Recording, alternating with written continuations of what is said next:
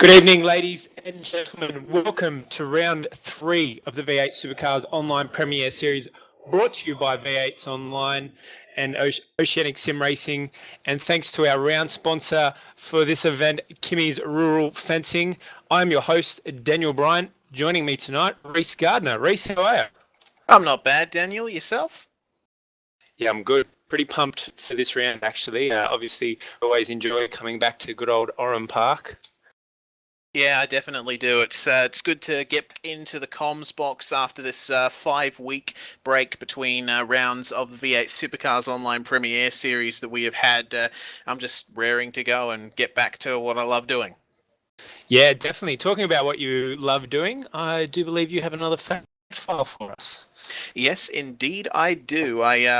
For those of you who are unfamiliar, this season of V8SCOPS, I have started doing little fact file videos, 2-3 minute pieces on the track that we're at, a bit of history, what it's like, and how it's changed over the years. So I hope you enjoy this one on Oran Park. I really enjoyed making this one. Good morning/afternoon/evening, everybody. My name is Reese Gardner, and this is my V8 Supercars Online Premier Series fact file for Oran Park. Just outside the town of Narellan in New South Wales, we come to the track that hosts round 3 of V8SCOPS and the first round of the series in Australia. Oran Park was one of Australia's most well-known motorsport venues, but sadly is no longer with us. However, thanks to laser scanning technology, this track is preserved indefinitely in both iRacing and R-Factor. Oren Park is tight and twisty, with a stop-start first sector and a flowing latter 2/3. Its rare figure-of-8 layout means that it incorporates a crossover and bridge, and the dogleg, a fast chicane that goes over the crest of a hill, is fondly remembered as one of Australian motorsport's great challenges. Oran Park State in 1829, and many owners and purposes later, in the early 1960s, the Singer Car Club purchased a section of hilly farmland and decided to build a racetrack. The first meeting was held on the 17th of February 1962, on a 1-mile circuit that would later become the South Circuit, with a few changes of course. The circuit was further extended, adding the iconic crossover, in 1974, in time for hosting the Australian Grand Prix for Formula 5000s. In this period, along with hosting a 500-kilometre touring car race and briefly the Australian round of the World Superbike Championship, Oran Park continued on a meteoric rise to become one of Australia's most popular motorsport venues. However, the glory days came to an end, and Oran Park, despite improvements to the facilities and continuous involvement in all types of racing, was rezoned for a housing development in the mid-2000s. The last V8 Supercars event there was the final round of the 2008 season, and the track closed for good in January 2010. Now, in real life, where once there was racetrack, there are suburban streets. But in sim racing, there are no housing developments in sight. Oran Park continues to provide good racing here at V8s Online, owing to its tightness and big elevation changes. We Australians have a habit of making tracks that are a bit small for the overpowered, undertired cars we race. But honestly, as viewers, would we have it any other way? Join us for round 3 of the V8 Supercars Online Premier Series from one of Australia's lost classics, Oran Park.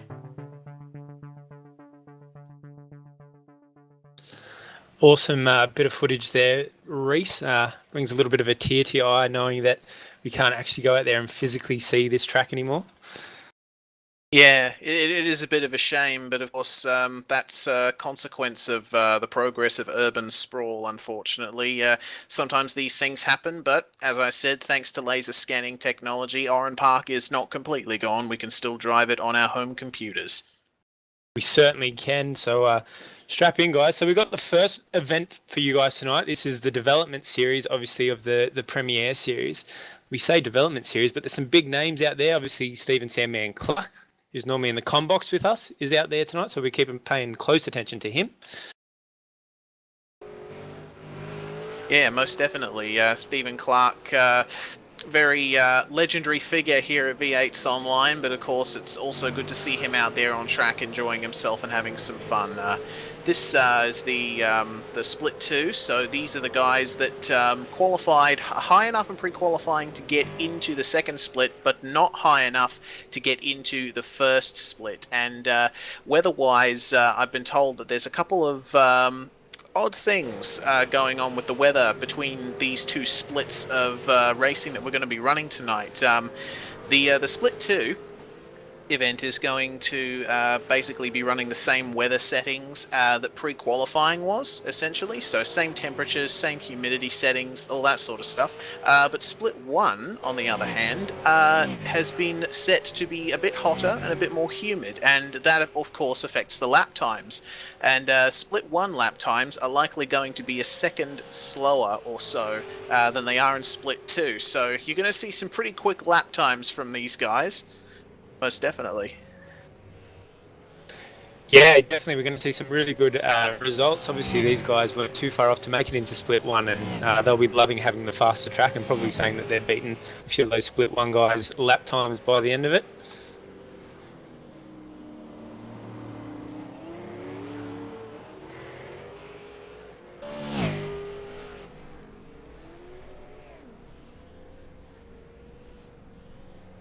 Alright, so going through the starting grid for this particular round of V8SCOPS Split 2, we've got Bence on pole with a 105.438.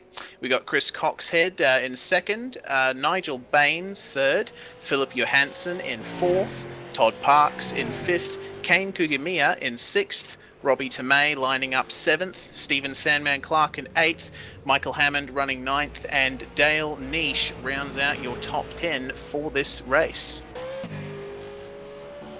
Some big... Be too much longer now, and we're getting ready to grid up.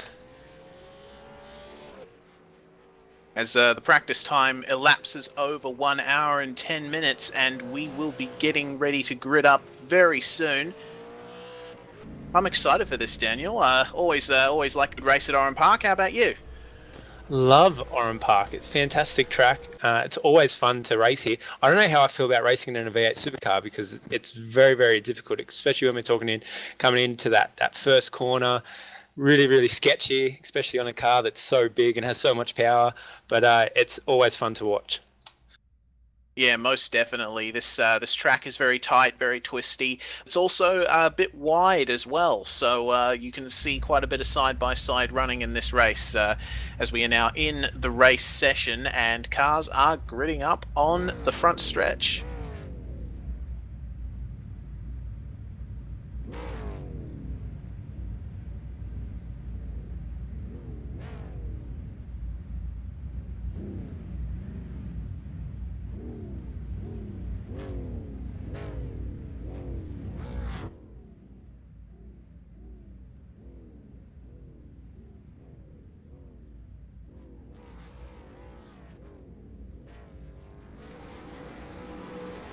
Cars are revving up now. Green, green, green! And we are finally away. We get a nice Nigel clean Baines start. makes a very good start from third. I think he's going to be coming into turn one. I can't quite see. Yes, he does. He's got a He nice leads little into jump turn there. one. Turn one. Very nice. Oh no! We've already got spinners. Cars going everywhere. Oh my goodness. That's a bit of an eventful first corner there, Daniel.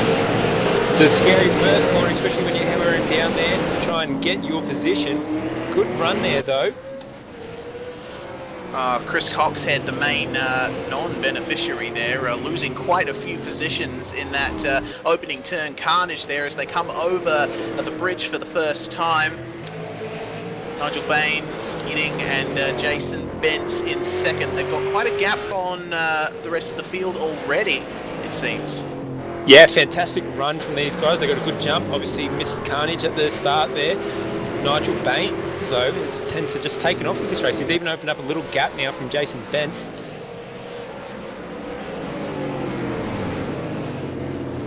Looks like Sandman's coming into the battle here. Sandman currently sitting in fourth, trying to get around Kane. Oh no, we got a Kane's car in. off. Got a car off. That's That is Todd Parks there.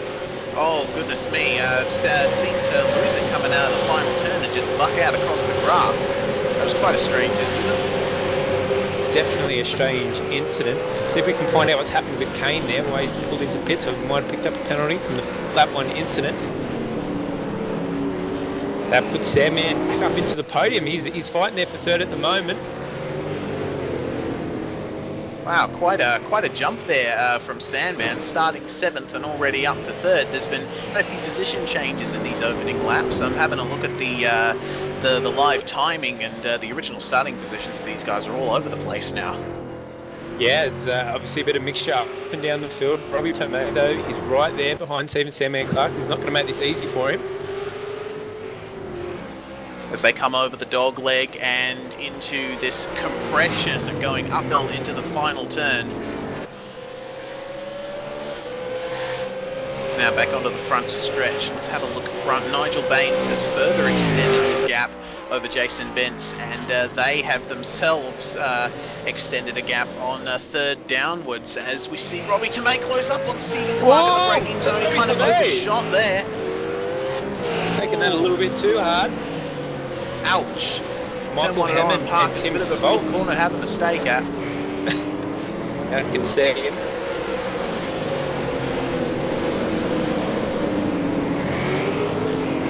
Here we got a nice little back. group here of us. Hayden and Mario having a nice little battle. Adam Highland, Quite a Dale gaggle Niche, of Craig cars. Johns. Yeah, it's a nice little battle here. Looks like from 10th back, it looks like everyone's having a nice little battle, a nice little group. Could go either way. Very scary track, Oran Park, with elevation changes. Let's keep it together. Yes.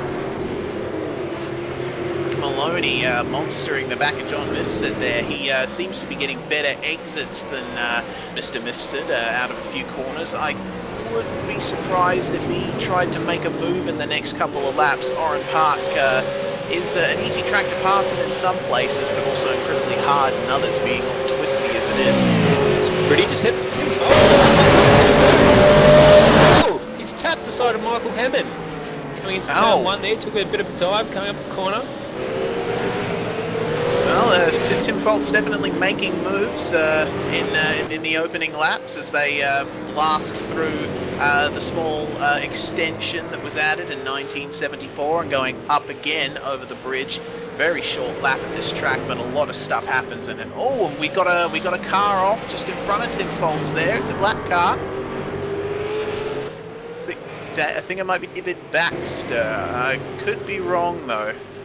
No, it is not David Baxter. I think it might be Kane Kugamiya. No, not him either.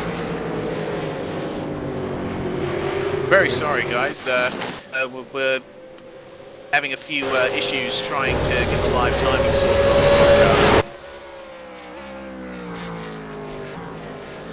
Few glitches. Hopefully it'll all be ready for the main event. As we say that, there's still a nice few little battles happening around here. Looks like Sandman is closing up on Jason Bentz, second position. Wow, Stephen Clark definitely making moves there. He's absolutely on fire at the moment. And from 3rd backwards, we've got a bit of a train forming as well. Oh, goodness. Chris Coxhead coming back through the field, up to 7th at the moment, I believe, coming over the bridge. Chris Coxhead started out a second. He's got a bit of work to do to get back up there, but he's definitely got the speed. See the battle happening out in front of him between Tyson Williams, Tim Folt, Michael Hammond and Robbie Tomei. One to watch at the moment, I think this is Stephen Sandman Clark. He's all over the back of Jason Bentz. Interesting to see how he goes now coming to this first corner. I think I saw Jason Bentz clip the outside wall there just slightly on the exit of the final turn. You're on edge coming through there as they blast into the first turn. You're on the brakes pretty much the whole time through here as Sandman closes up just a little bit into the braking zone. Oh, Jason Bentz a has bit of a slide there. Wow. I think the pressure might be getting to Mr. Bentz. Yeah, it looks like Jason's having a bit of a struggle with his car getting out of the corners. A bit of understeer and a bit snappy on him.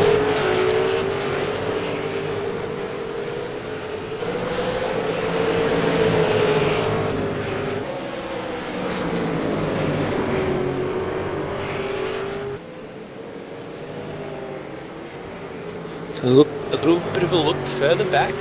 Look now, this battle happening for third. Robbie Tomei seems to have broken away a little bit, but you've got Michael Hammond, Tim Foltz, Chris Coxhead in a nice little battle. Very nice, and I'm also looking to see that well, Alan Tim Foltz Meyer... is going to have a look again. Sorry, has a look on the final Tim corner. Foltz very racy coming out of the final corner. My goodness. Looks like going to settle back in there. See if he's going to have another look here up into turn one. Oh yeah, yeah, goes for it, contact. Big shunt. Ooh. Knocks him a bit wide, and Chris Coxhead lost 2 positions there.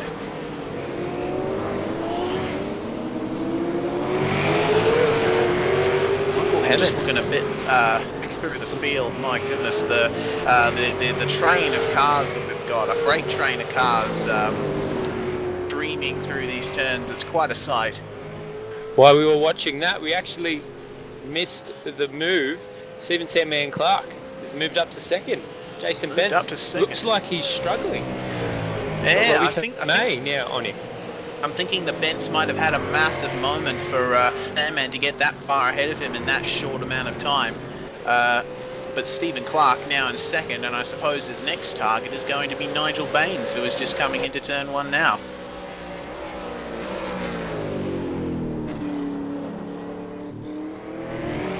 Have the speed. He's certainly shown that he has some speed. He was slower than Nigel Baines last time around. Still early days in the race. This is 17th so we have a nice little and 10th battle happening up the back here. Max Wilson in the GTI racing car. Jake Maloney, all having a nice little battle a little bit further back. We've got Michael Ford, Will Dodd, Liam Wild. Jake Maloney's car looking a little bit worse for wear. Front bumper sort of smashed in, and he's got the bonnet missing. He's been in the wars slightly.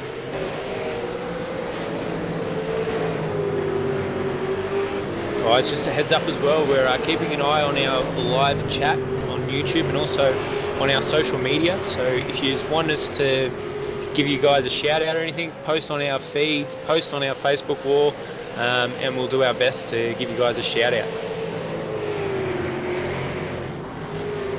Or we can give one shout out to Benjamin Downs. I can see that he managed to catch the move from Sandman on Jason Bents when we couldn't. So all props to him, keeping a watchful eye on things and filling us in on things that we didn't see. Thank you very much, Benjamin. Yeah, good job, Benjamin. Tim Foltz, having a look at him now, he's struggling with this car. He's getting very taily. Coming out of these corners, looks like Chris Coxhead's going to try and take advantage of that real soon. Yeah, oh, Tim Foltz. Michael Hammond has a massive moment behind him. I've been looking at Tim Foltz's car. I think that contact with Tyson Williams, I think it was, going for the move into turn one. That contact has robbed him of a front right wheel guard and probably a chance of a slight bit of suspension damage. I'm not sure, but his car definitely looks a little worse for wear. Right aboard with Chris Coxhead as he has a look. Oh, we got a car off in the background, guys. It's Tyson Williams. He went a bit deep turn one and managed to slide off. Just letting you guys know. Oh, we got another incident. Oh! Who was that? That was happening. Chris Coxhead threw it up on the inside of Tim Foltz. Moves up in position. Oh my goodness. It's all happening at once. We got cars going off, you know, like waiting for a bus. You wait for one and then three come at once.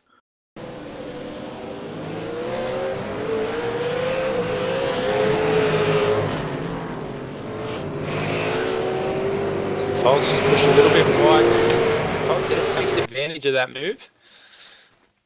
And in goes Tim Foltz now on the attack.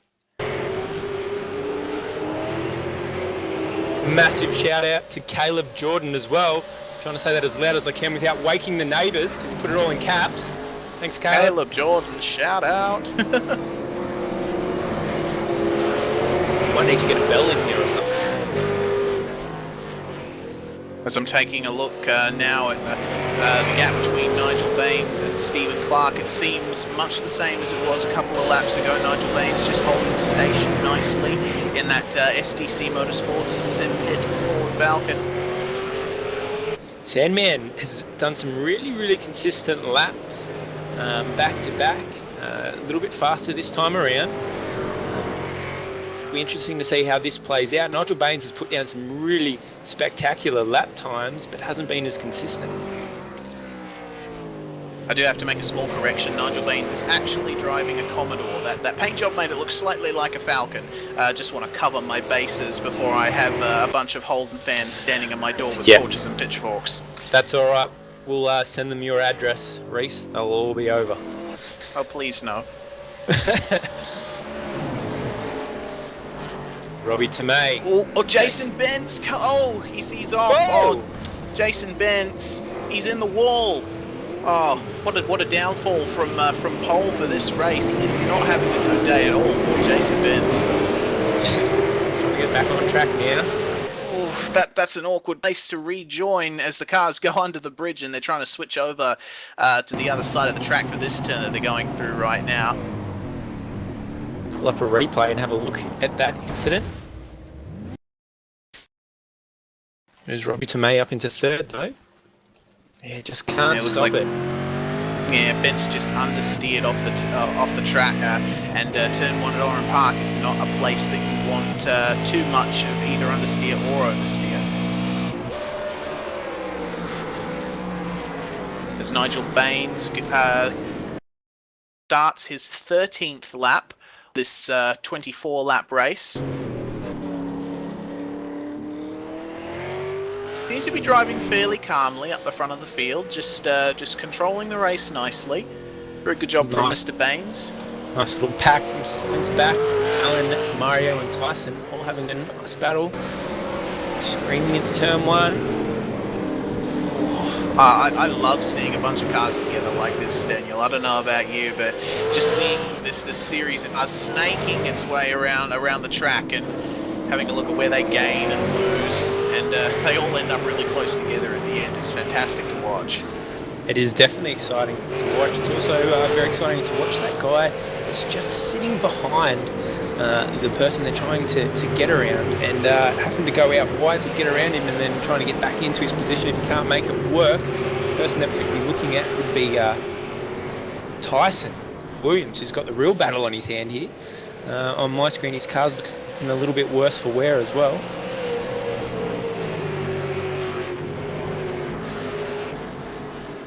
Oh! Oh no! Tyson! Oh, wow. He's going to try and hold his position. They're going out wide. Take it easy, guys. Oh.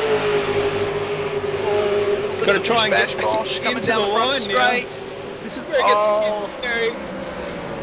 Whoa! Whoa!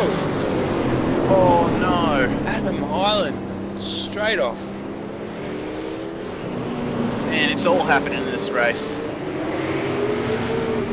We just want to give a quick shout out to Mr. Clayton Woods, usually a commentator with us.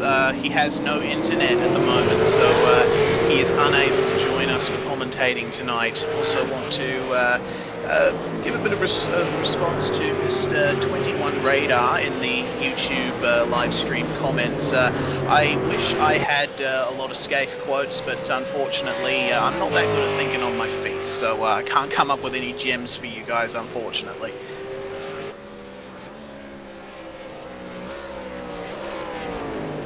Going back Nigel to the front Baines. though. Fantastic job here at holding that gap. I think he's actually managed to make it go out a little bit further now. 4 seconds the gap between Nigel Baines, Stephen Sandman Clark. Sandman losing a little bit of speed here. They both seem to be driving very within themselves. I think they know that they got a good advantage on the rest of the field, and they just need to look after the cars and bring them home. Nigel for the win, Sandman for points. Definitely, but it's not going to be easy. because Chris Cox had a bit of a position change that we didn't see. It's now currently in third. He's gotten around Robbie Tomei, starting to hunt down Sandman. Very good stuff there from Robbie Tomei, managing to claw his way back up into a podium position as he comes over the dog leg.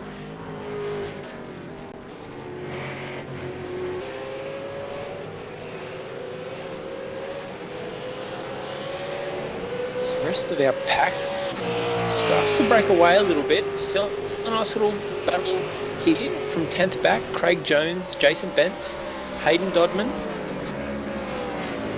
Yeah, they're still quite close together after 15 laps of racing.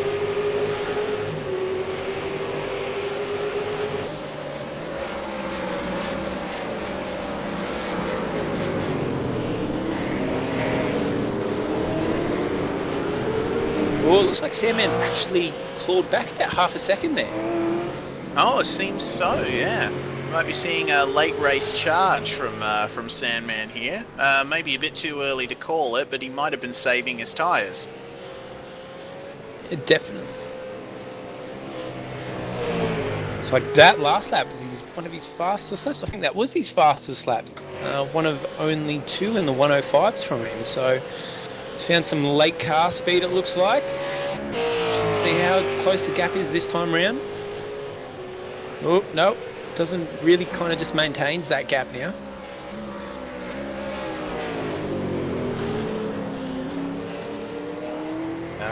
Yeah, we're getting a comment from Brute X Magics. What a lovely track. We definitely agree with you there. It's quite a lovely venue, and as we were saying at the start of the broadcast, it is a shame that it's unfortunately non-existent now. So we go knock the houses down and start again.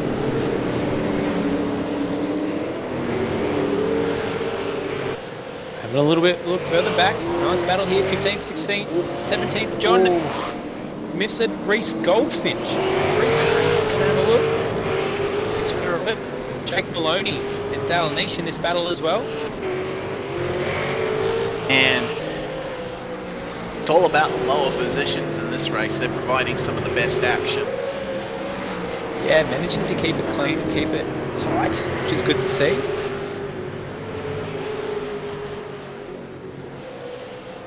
Reese Goldfinch gaining just a little bit on John Mifsud.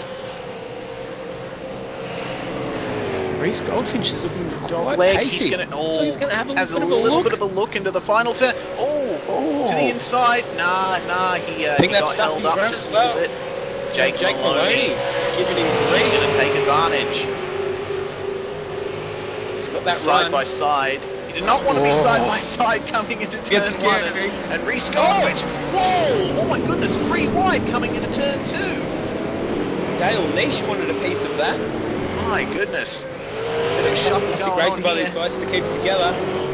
Yeah, Dale Nish very racy as he goes. Reese Goldfinch manages to get underneath Dale Nish, and I think he's going to resume the chase of Jake Maloney. John Mifsud has come out very well from that. All that squabbling has given him a little bit of an advantage. Yeah, it's put him back up there, so gets him a bit out. It gets him out of the battle for now. Bit of lap traffic in front of him there with Josh Burden.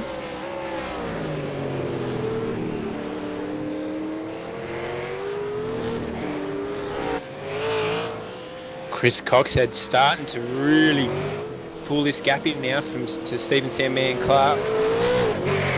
Just over 3.5 seconds now, the gap.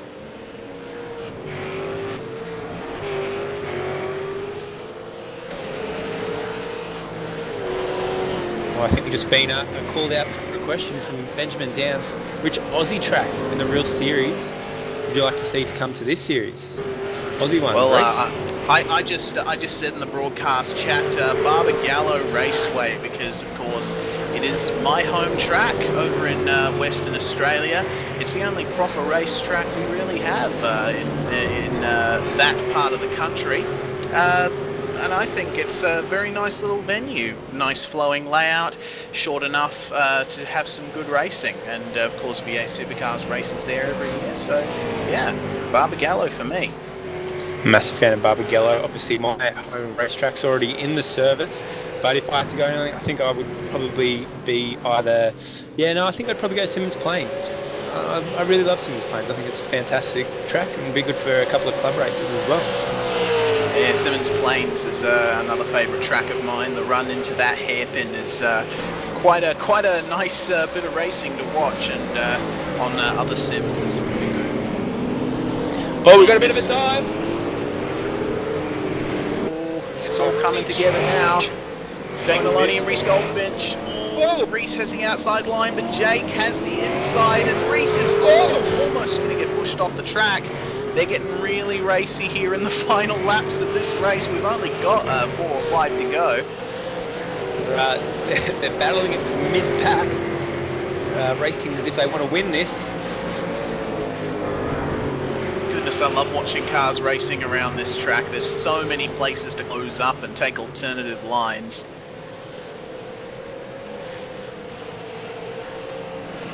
Definitely easy to kind of ruin your run as well.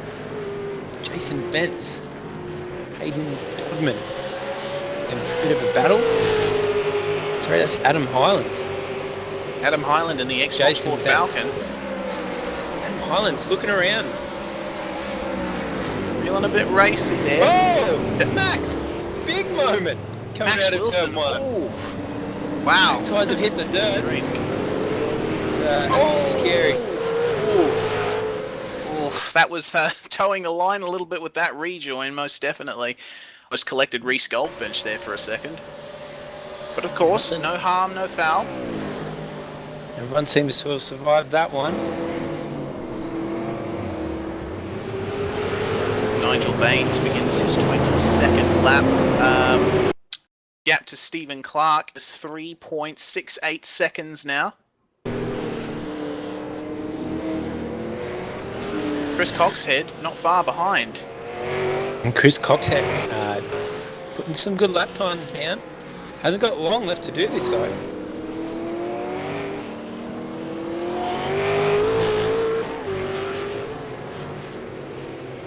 It's a brilliant fight back from Chris Coxhead, obviously involved in the turn 1, lap 1 incident. So to come back, I think he was battling almost out of 20th there for a while. So to come back up into a podium finish is a fantastic result. Yeah, very good driving from Chris Coxhead there. Looking at Robbie Tomei and Tim Foltz, the battle for 4th and 5th, getting quite close as we come into the final laps of this race. The dogleg, Tim Foltz, we've seen, has been very racy this race. He's given a bit of contact, taken a bit of contact, and I don't know, we'll see what happens when he pulls up alongside Robbie Tomei. He barely misses the pit Robbie wall. Tomei, he's going to take the inside line Robbie. here. No. No, straight ahead. Wow, Tomei okay. Probably didn't look like he really wanted to fight there. Yeah. There's a chance that they are teammates. I think they might be members of the same team, so it might be a team orders situation there. Oh, if that's the case, I think we need to hand out a penalty. No technical. Oh no, big no. Nah, we're joking.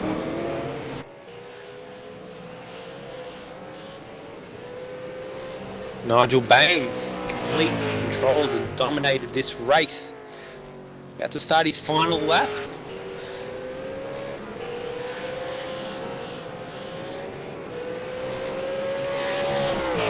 Someone's obviously let Jay Kennedy near the YouTube channel and he's writing comments. Yes, you do make us puke, Jay. And that's not in Australia, so it doesn't count.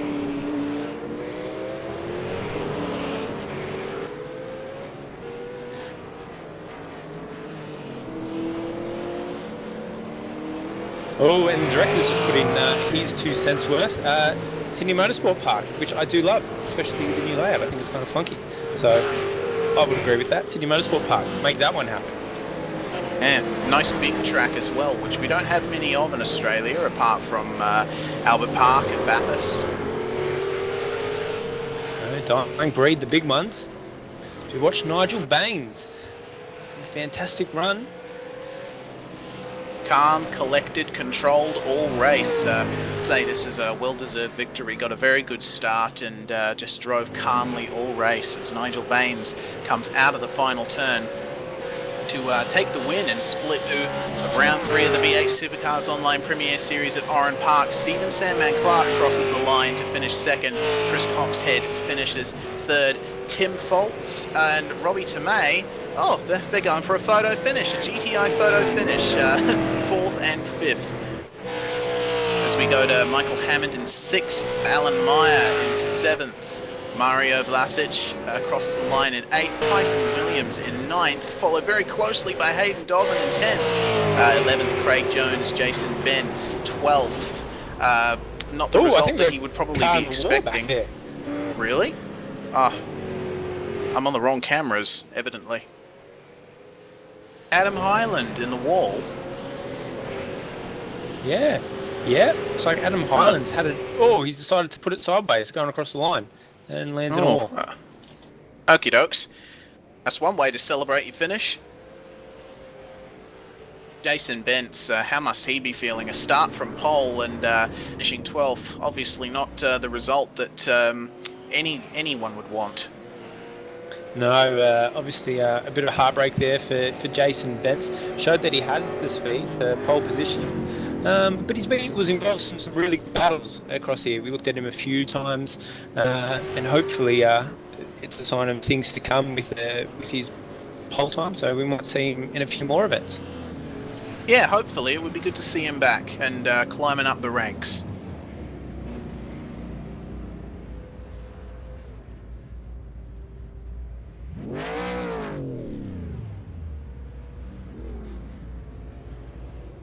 There we go. The race results are in. As we said, as they crossed the line, we got Nigel Baines winning this race. Even Sandman Clark in second. Chris Coxhead finishes third.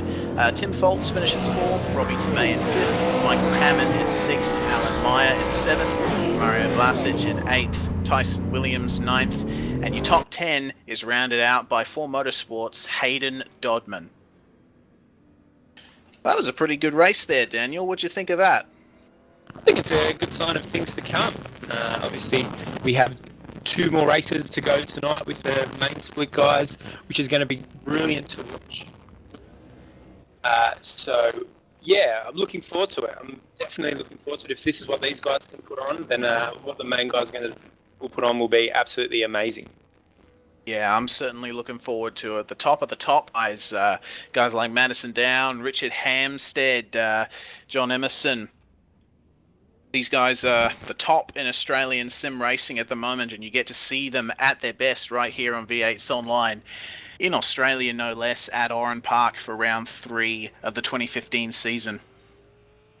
Yeah, definitely. And we should also mention that, obviously, Muggleton will be in there. And come back. Justin Rookia looks like he's racing split 1, so it's going to be interesting to see how they go. A couple of posts I've seen from Justin, he was struggling with the car to get his head back in the game, so it'll be interesting to see how that plays out. Yeah, some returning legends, Justin Ruggier and Josh Muggleton, both making their way into real-life racing lately.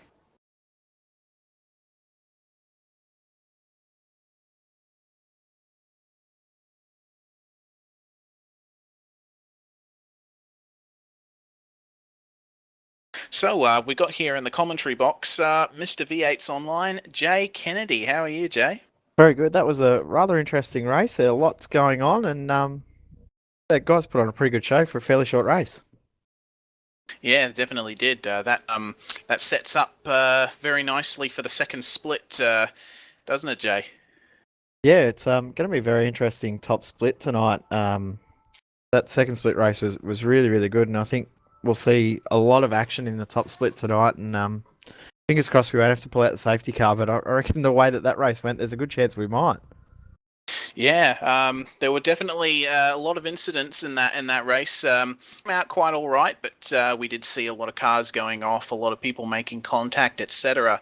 And of course, this race format for the top split of this race is a bit of a sprint and feature format, isn't it, Jay? Yeah, it's a little bit different. Like in last season or our test season, we did the 2 races back to back format, but we thought we'd throw in a little bit of a curveball this time. So 25 laps for the first race, 45 laps for the second race, and the guys will have to do a pit stop in race 2. They're limited to a 50% fuel tank, so it'll be interesting to see how they go. Yeah, definitely. And of course, hearing that some guys in the top split field might be filling their car up completely with fuel for race 1 to determine how much fuel burn they get on a 25 lap stint to maybe help their strategy in race 2. Yeah, it's a good way of guaranteeing how much fuel you need. Like, it's all well and good to do a 5 lap run and then add up your numbers, but sometimes it's not always accurate, as you know, Reese, and I know, and sure everyone knows. Sometimes you end up, when you're actually in the heat of battle, you use more fuel than you think, or you don't use as much fuel as you think, and things like that. So, be a good gauge for some guys, because 25 laps looks like it'll be fairly close to the window anyway. So, hearing between 25 and 30 laps will be maximum fuel anyway. So, the 50% fuel will definitely be interesting anyway. Yeah, I'll be looking forward to it. Of course, in the top split racing, I will be providing the pit reports, listening in on people in the races, and trying to bring Daniel the best information that I can on the strategies, so I can keep you guys informed as to what people are doing. Some of these guys around here don't like spreading information, though, so it'll be interesting to see how it plays out. And we have in the commentary box now Simon Black of Oceanic Sim Racing. How be you, Simon? Not be too bad, thank you. Bit of racing, good fun.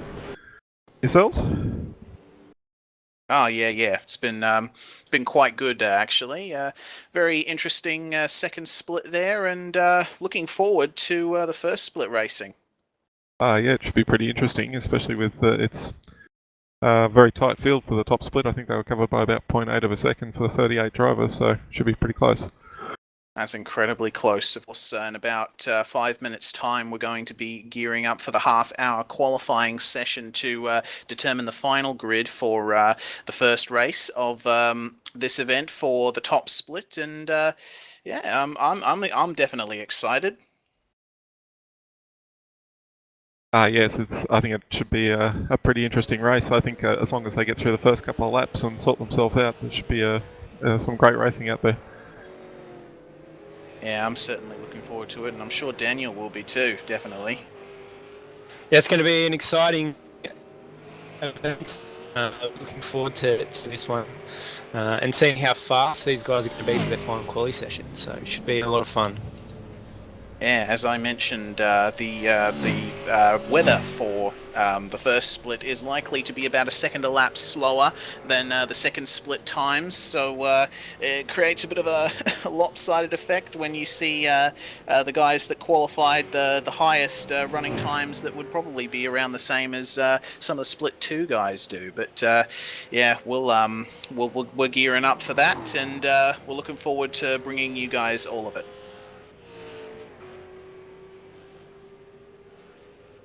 Just if Seb could possibly have a look, there's a couple of really nice special liveries this round. The guys at the Daco Motorsport team running special Anzac Day liveries, which I think look absolutely fantastic. So well done to those guys for having a look at those cars, or bringing that to everyone. It look amazing. Yeah, definitely. Yeah, definitely. Good job from those guys for putting a bit of spirit in there for us coming up to Anzac Day next weekend. Yeah, it's good to see. If you guys can donate to a worthy cause, or go down and have a beer with the digger. Or two. Or a rum and coffee. Rum and coffee, it's what you do. Oh, they don't care, they just love to have a chat with you. That's right. Buy them a rum and coffee and sit around and have a chat to a digger and hear their stories.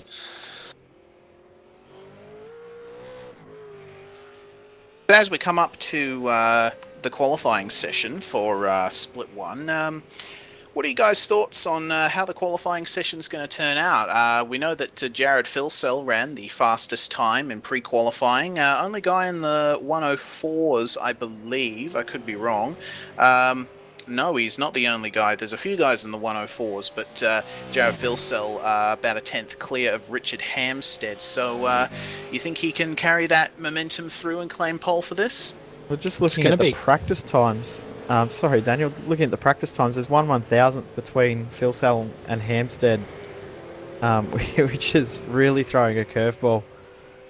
Wow, goodness me. Of course, Richard Hampstead is reigning champion of V8SCOPS, having taken the driver's title in the test season that we held last year.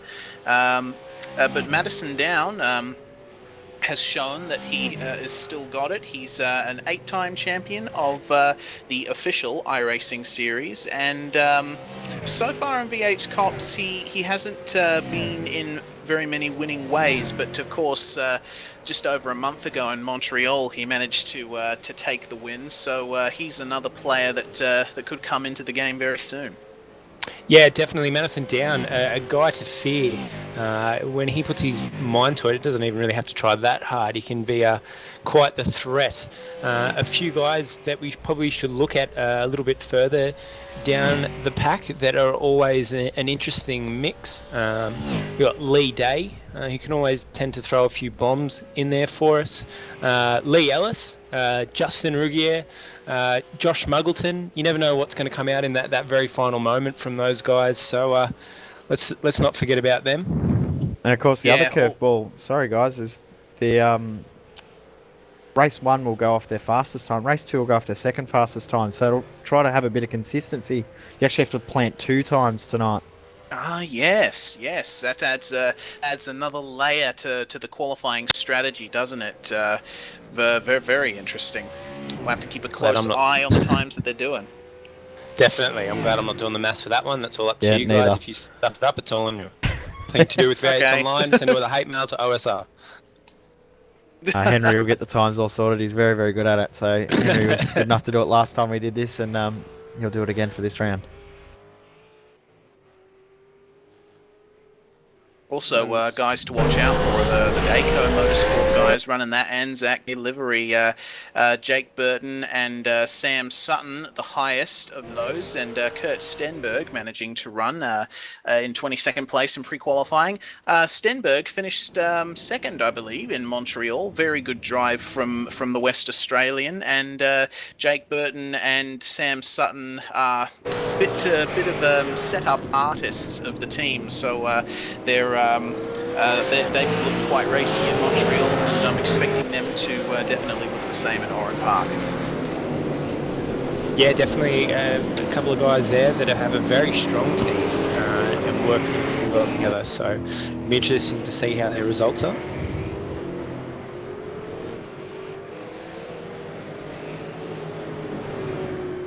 I think the big thing that you're going to notice is the bigger teams are probably going to end up doing better because the weather is playing a big difference in the qualifying session, or this session now, to what we've had for 3 days of pre-qual. So the bigger teams that can do setup changes will probably find themselves a lot better off. Yeah, definitely. We've thrown the curveball out there. These guys need to adjust. They can't use the setups that they were using before because track conditions have changed. So it'll be interesting to see how quickly they adjust to that and get used to it. And of course, as we now have live pictures from the qualifying session, we're going on board with Richard Hampstead at the moment. Running fast as usual.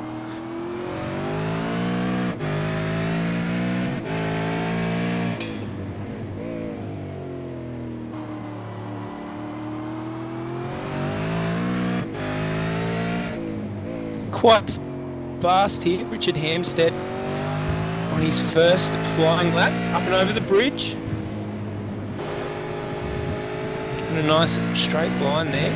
Still quite pacey. Managed to keep the car together. Wobbly. Big thing he's going to have to be careful of is the guys that have just gone out of the pits are actually about to start their lap just ahead of him. So you'll have enough clean track, but this is the best part of the track here over the flip-flop. Yeah, if you get it right, you get it right. It can get a little bit scary, a little bit taily, especially when you're pushing it. It's final corner. Get up nice and close to that wall. Let's get one in the bank for now. 105.863. Not a bad time there from Hammer to set out first times in this qualifying session. Yeah, definitely. Good to get that lap in the bank. Jared Filsell, 105.785.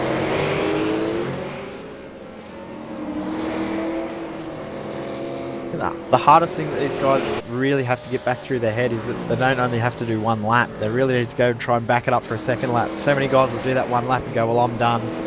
But they're going to have to back it up because race 2 is going to be the race that matters. It's a longer race as well. So they really need to try and get that 2 laps in that are going to be brilliant. That's right. You're going to need to get this back to back if you want 2 poles. Justin Rugier currently sitting into 106.198, his fastest lap around so far. George Maris, 106.257. Madison Downs still yet to get 106.29, his fastest lap around so far. Jared Filsell though, still looking aggressive. From pre-qualifying too, a lot of guys were getting their fastest lap on the second flying lap too, so oh, did he just scrape the wall there? He did.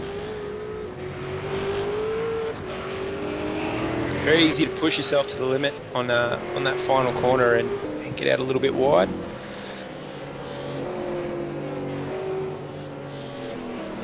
Sean Kelly coming around now.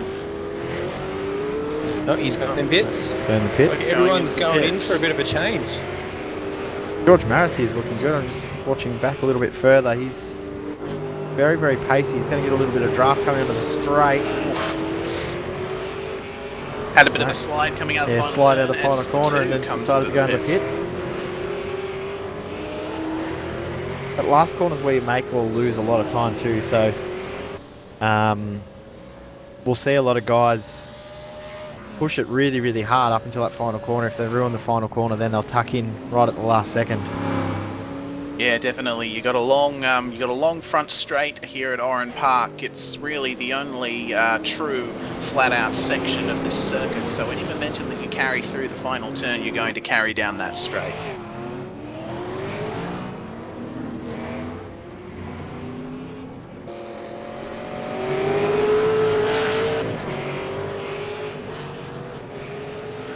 Muggo still put out a good time yet.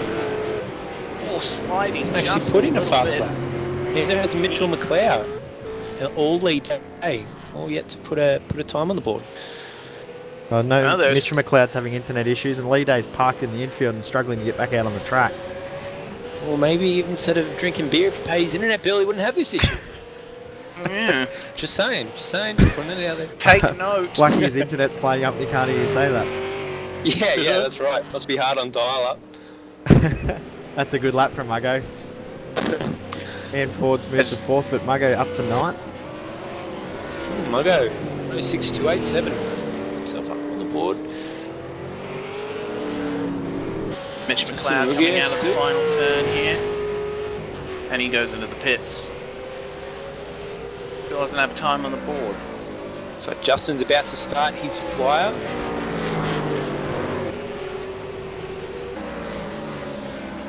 Coming into turn 1 and into the braking zone for turn 2, those places where the car is at its highest load and understeering off is not a particularly good thing to have happen to you.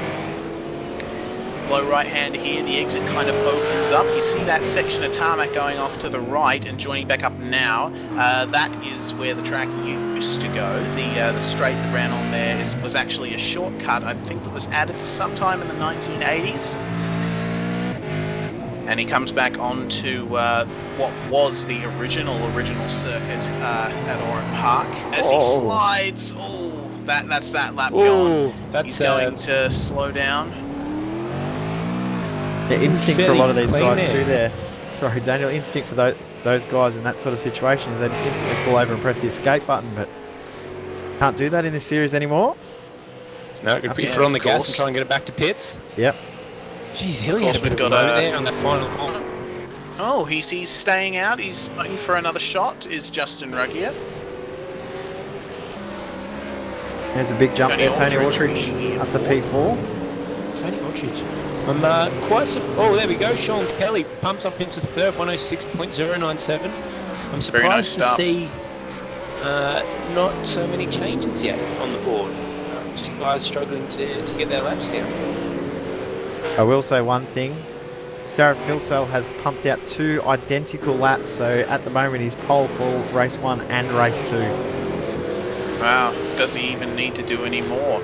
I would guess so, considering that the guy behind him on the timesheets is Richard Hampstead of all.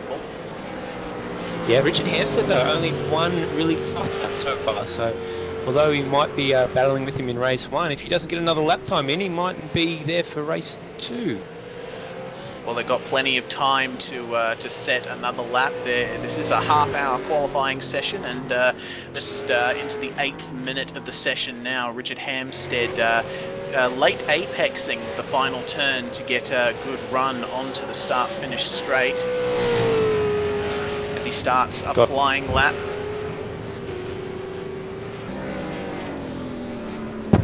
Into turn 1. A bit of a moment in front of him there. That's Sam Sutton there in the AAA car for Dayco Motorsport.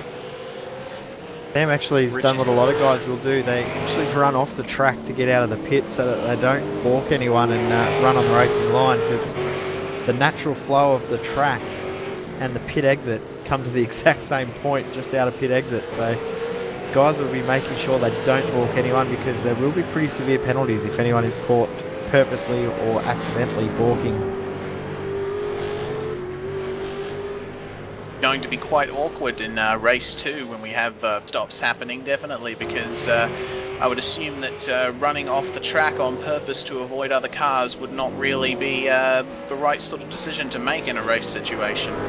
No, I'm just actually looking as Hampstead finishes the lap. Madison Downs just had a spin, and we'll get back to the pits okay. Oh, great lap. Richard Hampstead on a 105.6, he goes to pole position provisionally.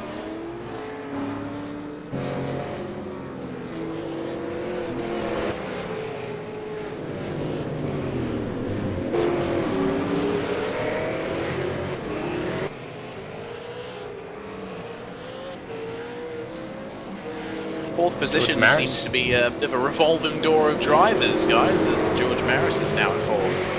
And Josh Muggleton left up to P5 and Justin Bruggier up to P6. There's some guys that are moving up the field that didn't really show their speed in pre-qual.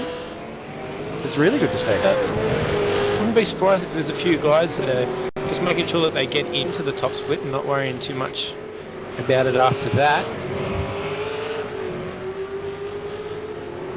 Madison needs to find that accelerator, get himself back up there, and amongst it, currently sitting in 14. He's actually only done 1 lap yet at this stage. I mean, there's still 20 minutes to go, but he's only done that 1 flying lap, which is a 6.2. His best lap after that is 1 minute 10. See our friend Lorenz Brookman out there, currently sitting in 16th. He's had Montreal was kind of a race to forget for him, so we'll be looking to come back. As he pulls into the pits in the Coanda Sport Ford Falcon.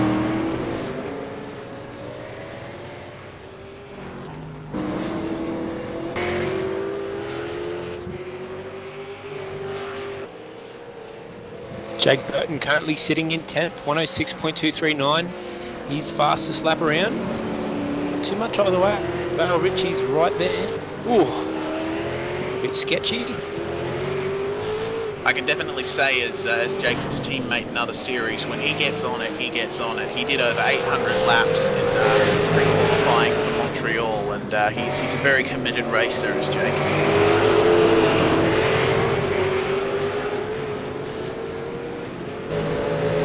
Michael Fulcher in 7th. He's got some traffic issues here. Not sure if he's on a flyer or not, but whether or not he is going to be quite impeded, I would think. He's in the middle of a bit of a sandwich of cars here. He's on a flyer. He'd want to hope that his teammate ahead of him's on a flyer as well. Looking pretty good. Van Burke as well. Yeah. Went out of the final turn. What's Michael Fulcher's time going to be? A 106.707. That's not as quick as his current fastest lap time, so he probably was impeded on that flyer a little bit, and he's going to want to try again. Justin coming around now. He's lap 106.099, currently sitting in 4th. He's made a few improvements there. Just 2,000ths behind Sean Kelly in 3rd. Yeah, the two guys still only sitting in 105s is Richard Hampstead and Jared Filser. Going to be an interesting battle between them for the entirety of this event, I would think, unless something drastic happens. As Josh Muggleton starts another flying lap, see if he can improve on his 106.176. Of course, Muggo competing in GT Academy. If you haven't seen the episodes of the TV show, they now are available on YouTube. I watched the final episode today and wanted to throw my headset at the computer and get down and go away screaming. It was devastating, tragic. but it is what it is. But if you haven't seen it, it was really, really well done. And congratulations to Muggo again on his success and unlucky result. Heads up, it's sadder than Marley and me, so make sure you have a box of tissues next to you. Also a tub of ice cream. And a tub of ice You cream. need that for As after. Muggleton Muggo, runs that's a big wide at the moment. final turn, just caught the grass in the braking zone, he's going to pull into pits. Josh Muggleton only just recently announcing that he is going to be driving a car in World Time Attack as Madison Down goes up into 3rd. He becomes the 3rd driver to run a lap time in the 105s. Question here from Trent Thomas. He wants to know, technically speaking, when they run to the wall on the final turn, are they exceeding track limits? I would assume not, since it's not. We determine track limits via what iRacing determines as track limits. So you're not given an off track for going over the white lines on the exit of the final turn. So I would assume not. That's how they did it in real life as well. There we go, from the man himself. If it's wrong, you've already got a gaggle of people coming down there to burn your house for the Ford Holden comment before. So don't worry, a few Daniel. I more. boarded up my windows in advance. It's all right. I'll supply the pitchforks. There's a good discount down at Masters at the moment. Daniel, I thought we were friends. We are. I just want to see a gang of people. All right, let's have a look. You just have your priorities skewed slightly. Yes, definitely. Madison Down up into the 105s now. 105.948. Madison Down moves up into 3rd.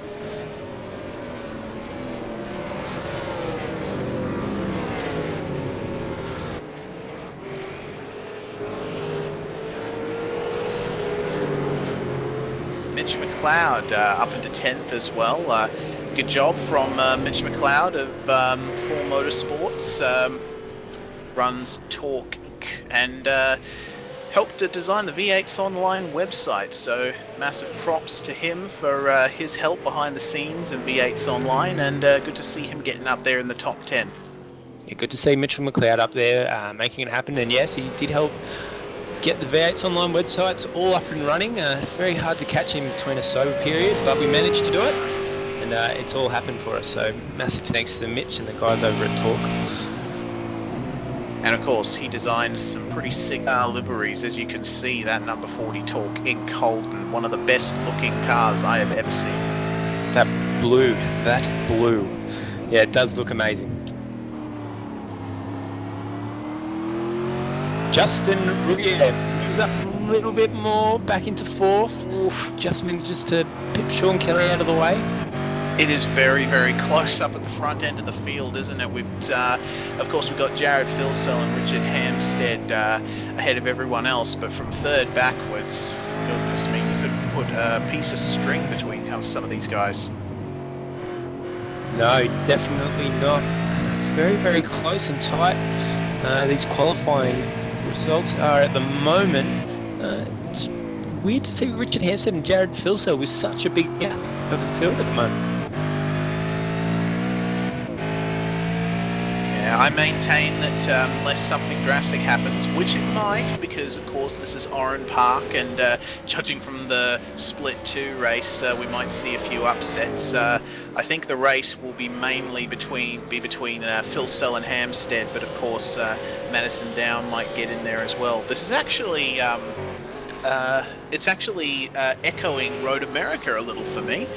The finish at Road America, of course, if you haven't seen that broadcast, please go back and watch it. It was absolutely amazing. Great final lap. You can listen to myself lose my marbles at an incident on the final lap. Yes. John Latham to fourth. John Latham was picked up. Oh, Ian Ford, 105.987. He's in the fives. Moves up into fourth. Wow, my goodness. John Latham did not get long to take care of that position. Lap times are falling continually. See that fourth place is apparently the position that everyone in the field wants. Yeah, definitely. John Latham now currently sitting in fifth. Good job there from Latham. George Maris in eighth. Vale Rich is currently sitting 10th. Mitchell McLeod moves himself up a little bit more. He was down 15th there for a while. Now currently sitting in 12th.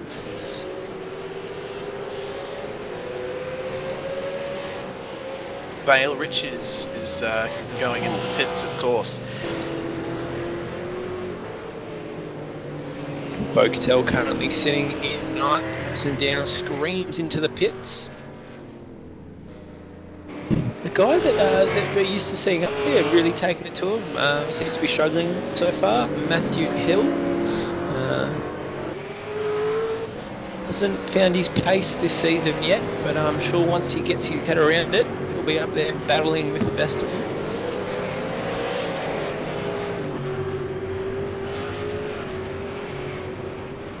Lee Ellis currently sitting in 16th.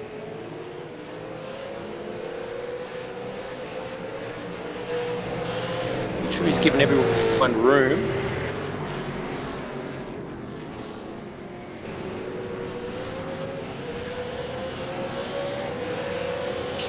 Kurt Stendenberg's had a pretty good season this far. Obviously, Road America and Montreal, the results have been good, been consistent. It seems to come out of nowhere, so don't write him off.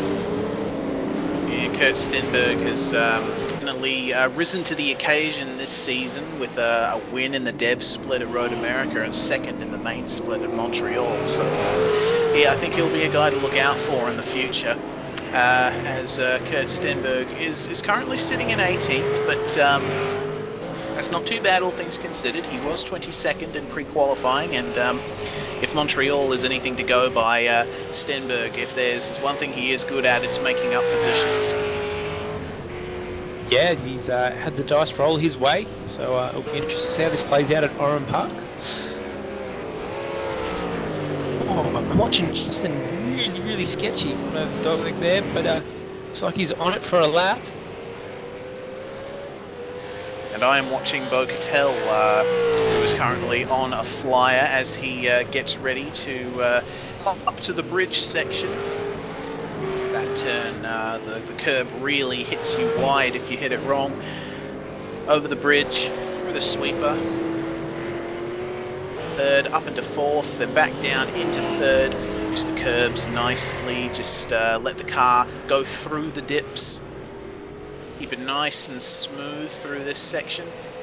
And then up over the dog leg. Blind second apex. You can't really see where you're going, but you can use all of that curb without iRacing invalidating your lap. So the guys have been using as much of that as they possibly can as Bocatel decides to go into the pits.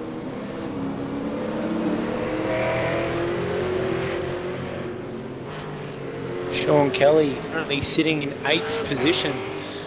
Not much in it to get back up there to the top. Oh, gets bumped down into 9th as I think Michael Schreier moves into the 105s. Vale Richies goes to 4th.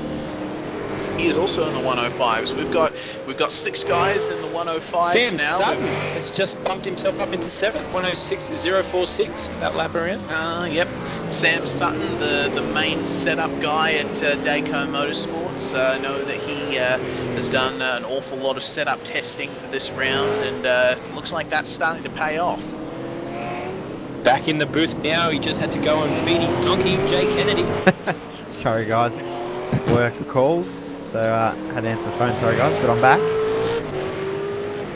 It's okay, we're just having a look at this now. It's starting to get a bit more interesting up the front here. A couple of guys now sitting in 105s. Much in it to bump someone either way.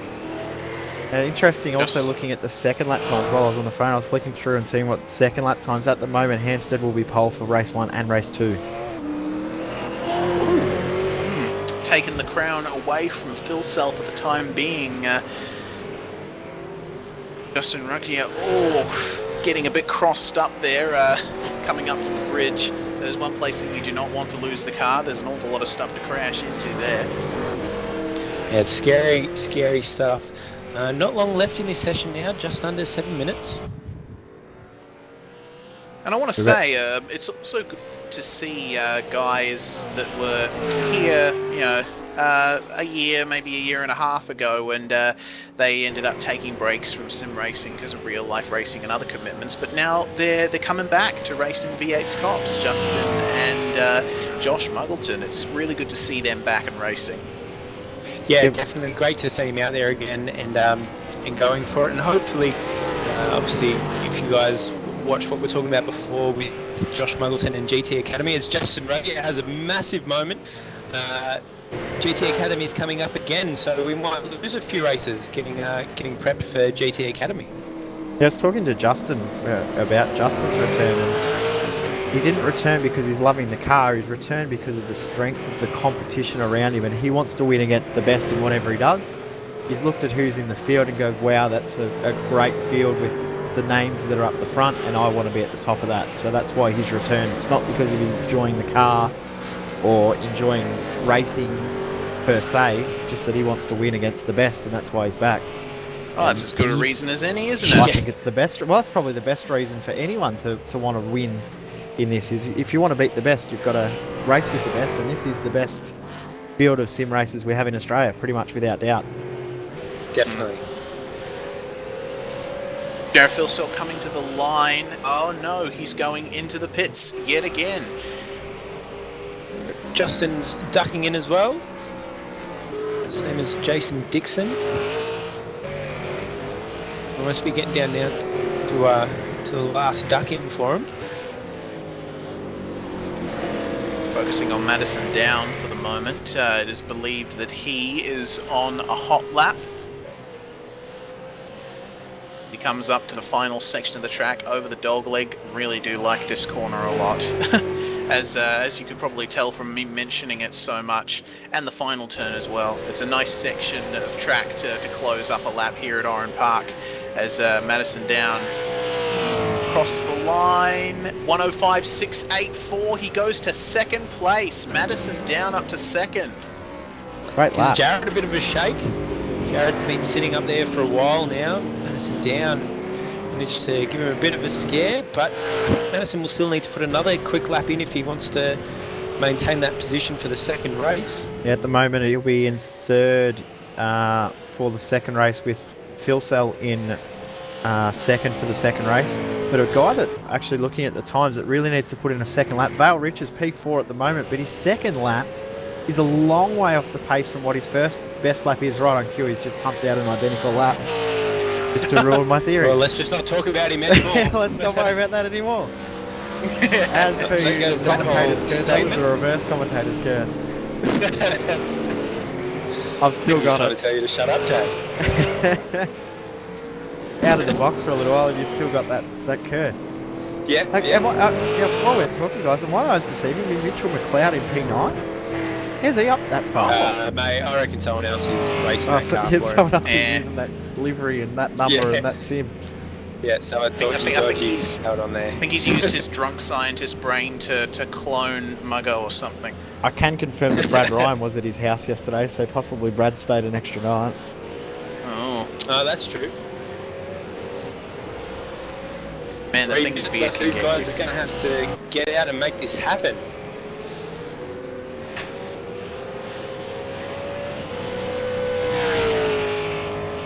Justin Ruckier starting a hot lap. You can take it from here, Daniel, if you wish. No, you can go for it. You're better at this. You get really pumped about Oran Park. I actually never think I've seen you so excited about a track in a while. Oh, really? Well, to continue on and not interrupt my flow, coming up yet again across the extension. Those curbs were annoying me quite a bit when I was driving my demonstration laps for the fact file video, always knocking me wide and messing me up. Justin Ruggier using all of that concrete curbing there, going across the sawtooth curbing. Oh, a little bit of a slide. It's that lap gone. That's one opportunity lost. Don't know. He seems to be still going quite fast, so I don't think he's got enough time if he gearing comes up for back into the another lane lap. and come back out for another flyer. I don't think there's enough time left. He's going to have to keep pushing. Yeah. 50. No, No, he's he's might- pinning. He's Oh, going to try. He's Justin. going to be so close on the time. Yeah, he would have to get this in and out fairly quick. Minute 6, roughly for a lap.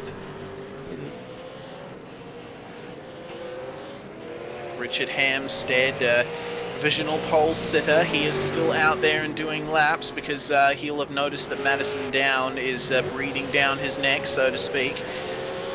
Comes out of the final turn and up to the start-finish line. What's his lap time going to be? A 1:05.65. That's only 3,000 slower than his fastest lap. That's almost guaranteed Madison pole for the down. second race. Yes, Started his hot lap. Madison Be the man Down. to watch. See what he can do. Of course, keeping an eye on Jared Filsell as well. He seems to have just started another flyer. These three guys all very, very close to each other. Your top three at the moment. We've got Michael Fulcher in the wall, just out near the bridge.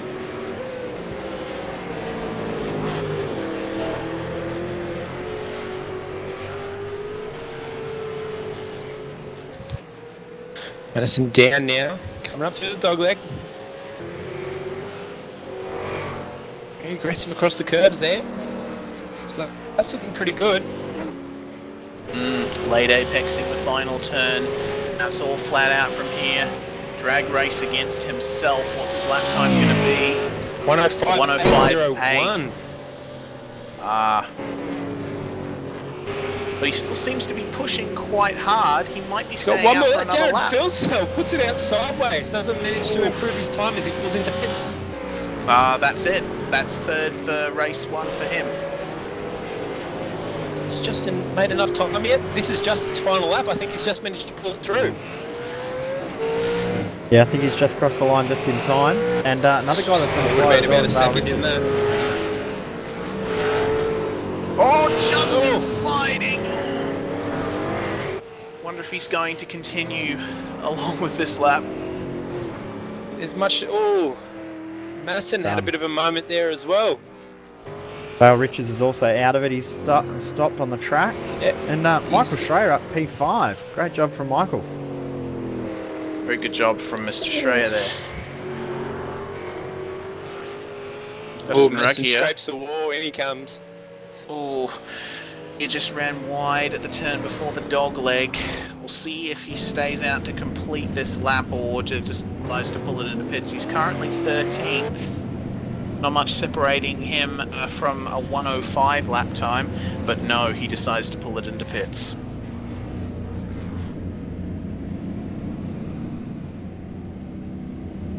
Okay, we've got everyone in. What a super close qualifying that was. That was Yeah, amazing. definitely. That was a really good qualifying session to watch. So I suppose we better run through the results now. Richard Hamstead, your pole sitter for race one on a 1:05.647. In second place, we got Madison Down, only about 400ths behind him. Jared Philsell in third. Vale Ritchie's in fourth. Very good performance from him. Michael Schreier in fifth. Also good performance. Ian Ford in sixth. Ethan Grigg Galt in seventh place. A very good position for him. Sam Sutton in eighth. Josh Muggleton, GT Academy star, in ninth place. Mitchell McLeod rounds out your top 10. And a little bit further back, John Latham sitting in 11th, Bo Cattell 12th, Justin Rugier back in and amongst it in 13th, Sean Kelly 14th, George Maris 15th, Aaron Hamilton 16th, Corey Preston 17th, Michael Fulcher 18th, Lee Ellis 19th, Tony Ortridge 20th. And after that, Kurt Stenberg in 21st, teammate Jake Burton right beside in 22nd, then Michael Cracknell, Leighton Fine, Renz Brookman, Martin Carroll, Matthew Hill, Wayne Burke, Jason Dixon and Brock Salmon in 30th position. And in 31st place, you've got Mark Pitt, Scott Connors 32nd, Chris Dickinson in 33rd, Michael Healy 34th, David A. Moore in 35th place, and 36th Lee Day with no lap time on the board. Would he still be in for the race? Yeah, he will. He'll start from last position on the grid in both race 1 and race 2, unfortunately for him, but yes, that will be the result for him. He'll be one to watch, definitely. Lee Day, very entertaining driver to watch, and a very fast one too. He was very fast in pre-qual this week, so it's a bit of a surprise to see that happen. Scary, starting out of the back at Oran Park.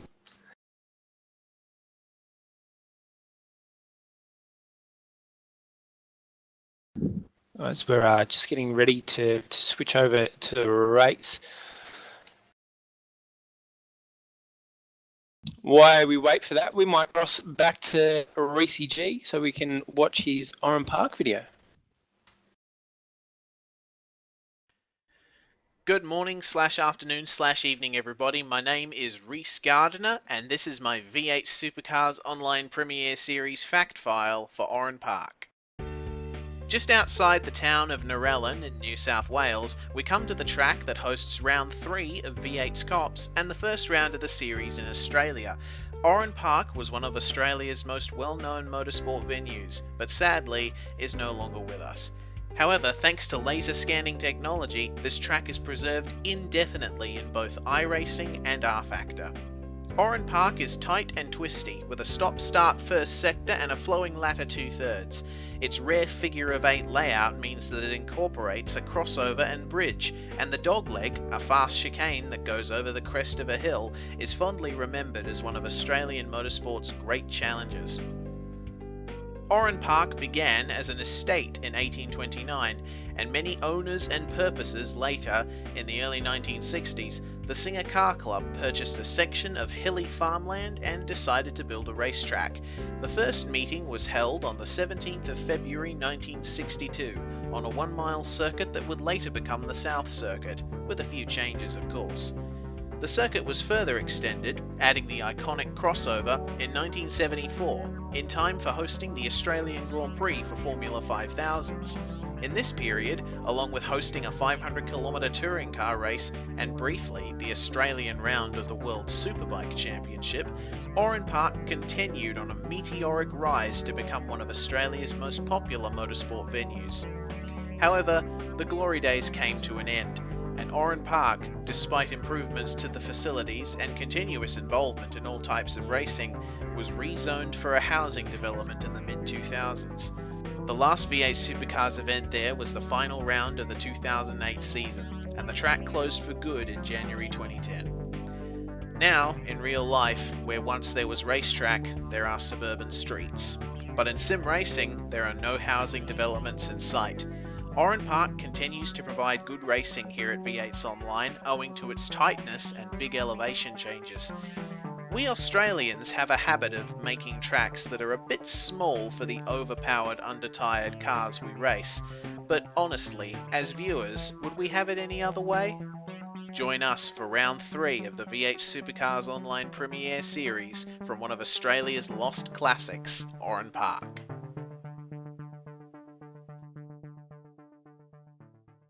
Fantastic video there, Reese. Looking forward to more of those as we progress through the series. Everyone seems to be enjoying them. If you guys want to get a shout out or want us to answer any questions and try and answer them the best we can, we are keeping an eye on the live chat. And also you can post on our Facebook page if you guys watching V8s online and enjoying it. And we'll try and answer any question the best we can. So let us know. Yeah, most definitely. Not only do we want to bring you the best in Australian sim racing, we want to make sure that you guys stay informed. So don't be afraid to ask us questions.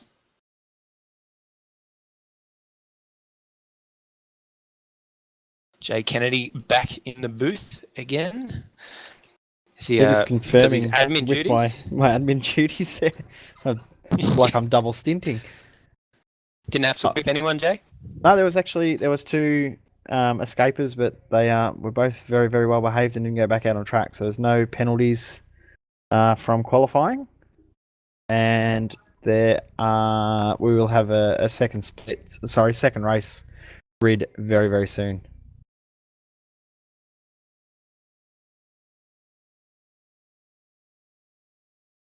Oh, I don't know about you guys, but I'm excited. Yes, I will agree on that, Reese. Well, I'm glad we got that out of the way. Oh, Reese. It seems that the race session is up. Race session has If just I'm gone correct. up, guys. So we are going to join we'll- that and bring you live pictures very soon.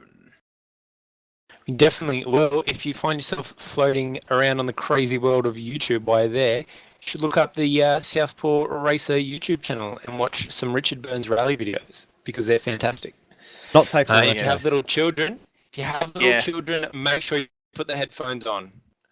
Right? It's not PG. Yes. It's not bad. It's online. It's a Reese After Dark. Yeah, just please, no more pitchforks and torches. In between qualifying and the race, I've now moved into my nuclear bunker, and I've blocked all communications to the outside world, so no one can get me. Yeah, he's in his safe spot.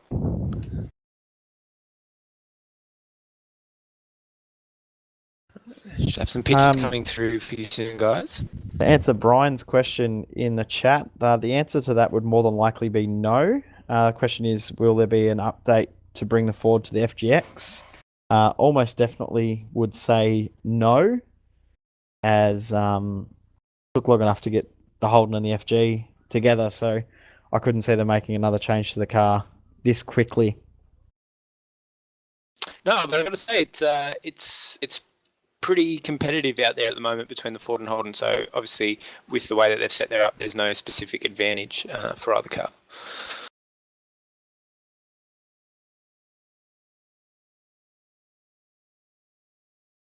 Tim Foltz asking me what I was wearing when I did that fact file video. I was wearing my Sunday best, Tim. Yes, my onesie that doesn't actually exist. You've got a Panda Bear onesie, don't you, mate? Does exist.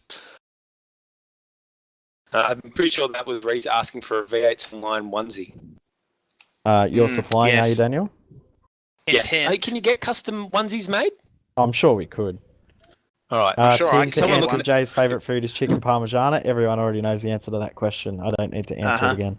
And he won't share his recipe, although I've heard it's not that great. He's just full of himself. Anyone that has been to my house for chicken parma will agree that it's beautiful. Yeah, you normally just have a drunk over there asking you. Yeah, true. Anything's good for him. Getting commentary in the background there. He thinks it's great. Mm-hmm. And a pot of raspberry.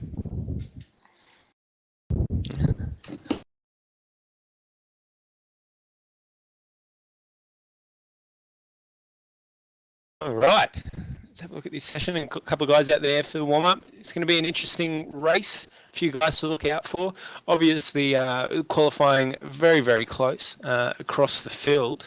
But there wasn't much in it. So the guy starting back at 10th obviously still has a lot of pace. So this could go any way tonight. And after the incident that we obviously saw in race 1, barreling down into the first corner with the second split guys, this could go either way. It could go anyway. Like we could see a 10-car pile up under the bridge, but we could also see one of the cleanest races we've ever seen. It's really hard to judge. Both would be equally welcome. just the I'll just quickly run through the format for you guys that are tuning in for the first time this evening. So we've just had our 30-minute qualifier. From that, we will have 2 grids set. Fastest lap will be the grid for race 1. Second fastest lap in that last qualifying session with a grid for race 2. 2 different formats in the races. Race 1 will be just an out-and-out sprint, 25 laps. I think around about 25 to 30 minutes, or about 30 minutes for this race, depending on safety cars. Following this race, we'll have about a 10-minute break, and we'll go in for race 2, which will be a 45-lap race. Now, the ruling is there's no compulsory pit stop. However, the fuel tank is limited to 50% capacity, which is 56 litres. Now, hearing the maths gurus out there are saying they'll need between 90 and 95 litres. So there'll be about a 8 to 10 lap window that the guys will have to be able to make it home. Yeah, definitely. It's going to be an interesting format, especially for the second race.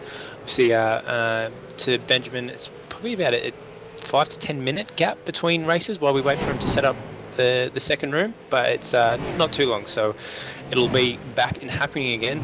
And to Adam Highland, don't worry about burning the chicken. I burn everything, mate. It's not bad. Charcoal's You could burn fish fingers and still have them frozen on the inside.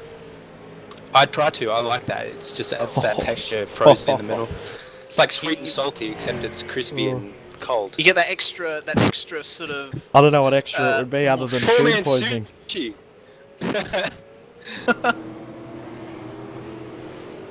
I was just thinking while we were playing that video before, because I was actually in the other room with the race control, but Reece, I do believe you've done a Super Series track guide on Road Atlanta, which is our next round of the Premier Series. Yes, half your work's done, mate. Half your work's done for the next week's track fact file. We should just play that one. I don't know about. We have to get the I don't know beeper out. about being an accurate representation of Road Atlanta. It is a completely different layout, which is decidedly It's a retarded horrible. layout. It's Well, a yeah, very but- special layout that I don't know why even exists. Someone's an idiot. Someone is an idiot down there. Yeah. There's not. Doing that hold of the pen. I don't know. We might play that video just as a sort of segue into the proper layout of Road Atlanta, the only layout of Road Atlanta. There doesn't, from memory, there isn't too much bad cursing in that one compared to my other videos. So I think it would be. I can't remember anymore because after seeing some of them, you forget and you just ignore your potty mouth. No one comes over anymore. Now,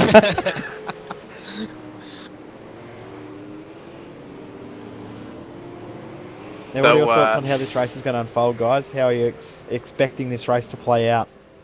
Oh, I don't know. I'm racking my brain. I'm the kind of guy who just prefers to sit and see how things go. You know what I mean? Hoping for a lot of action. I'm actually hoping. I don't know. I'm going to put it out there. I'm hoping for a safety car. I don't think we've seen one yet. No, the only safety car we've had so far was in the first split last week at Montreal. Last round, not last week. Last round. Yeah. It was 5 weeks ago, Jay. Yes, I know, it's You were in gone a so time quick. warp. I've had a computer blow up since then, so it's gone very quick. Oh, yes. Like you've only just turned it on again. See how quickly this one blows up. Oh, it won't be long. Just don't let Mitch near it. It's that alcohol straight into the system. It's killing it. We go into the final minute or two of the warm-up session.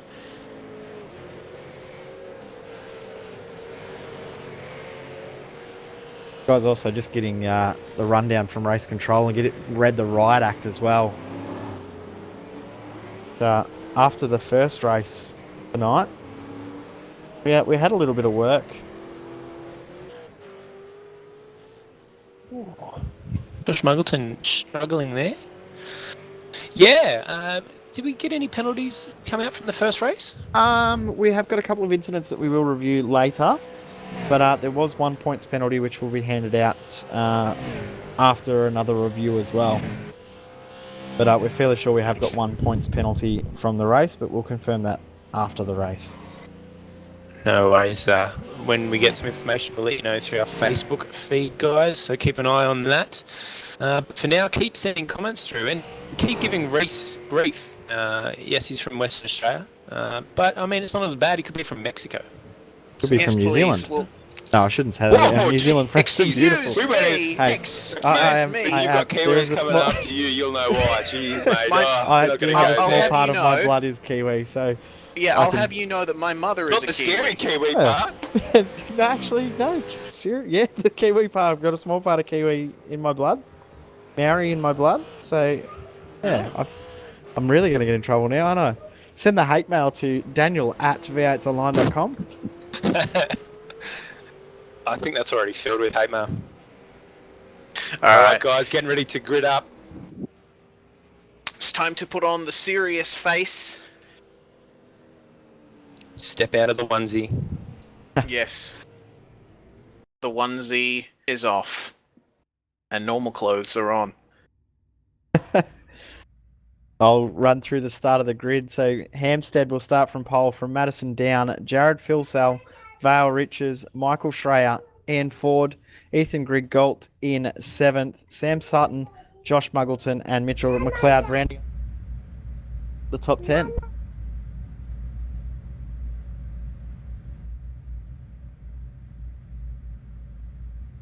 Get ready to grid up. It's so tense, this section. I think you might have to call the start, Daniel, because I've got no sound coming through my speakers. All right, we can do this.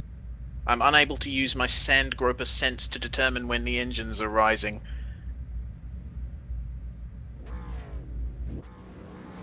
So light up their engines. Ready to go green here for the first race. Green, green, green. And we're Go! off. It begins. Jared Filsell Let's clean on. start. There's a barreling down to the first corner. There's an active sideline on Richard Hampstead. Have a look. Oh, Richard the Hampstead. contact! Oh, Madison down. Richard. Good. Oh, car Keep it around at the together. back. We've got John Latham facing the wrong direction. Oh my God. it's Oh no, into the first corner. Wait for this to calm down. See if we can get that back on a replay. It's Oh. a huge moment. we got an Osram car running wide.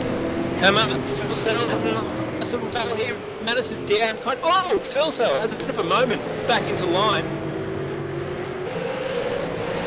This is what we've been waiting for, guys. In front of him.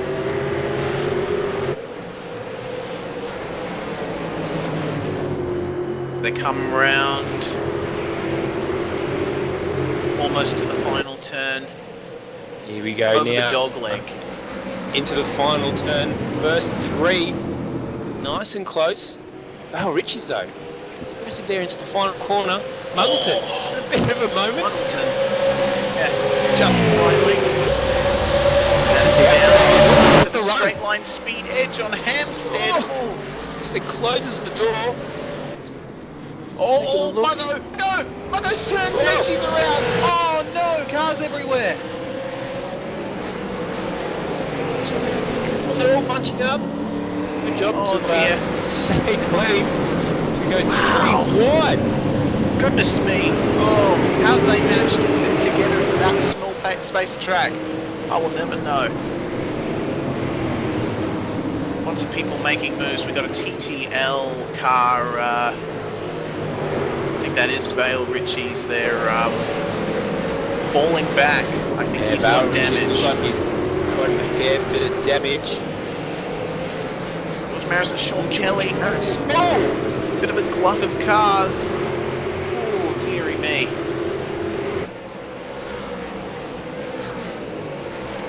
Scary moment there as this battle for first, second and third is still on. Oh, Lee Ellis. Oh, we got. Oh, had a was it Aaron Hamilton? I think out of the final turn. alongside Lee Ellis. Justin Ruger, making a move, gets it done. Very nice stuff from Justin. Mitchell Cloud as well coming along. Along for the ride. Goes on the outside. Schreier, so he's going to close that. Yep. Good move there. Nice and patient there from Mitchell McLeod. Good racing from these guys. Still only on lap 3 though of a 25 lap race. There's plenty more to come. The battle up the front is still on. Jared Philsell all over the back of Madison down. Richard Hampstead hasn't managed to add a bit of a gap. They're still very, very, very close. Not much in this now. Falcon followed closely by 2 Commodores, blasting down the front straight into turn 1. As That's really strong up turn slightly. 1. Yeah, doing pretty well, all things considered. And in the background, you can see a certain Josh Muggleton just looming behind the top 3. Probably see if he can make a couple of moves himself.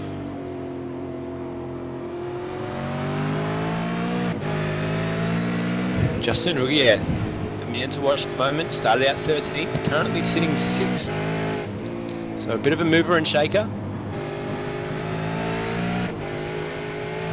We're hearing news. Yeah, Hearing it's news that coming. Muggo might be on track for a penalty for move on Richie's in turn 1 on lap 2. He'll We'll be have to wait and disappointed see if for that some happens. confirmation from the stewards.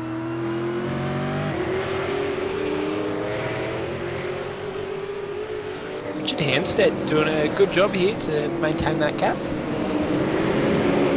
As we get a bit of a fire happening up the back here. George Maris involved in. Oh! Maris has tapped the ball out of the final corner. He's struggling. Nancy Pitts. In he goes. The field streams by him.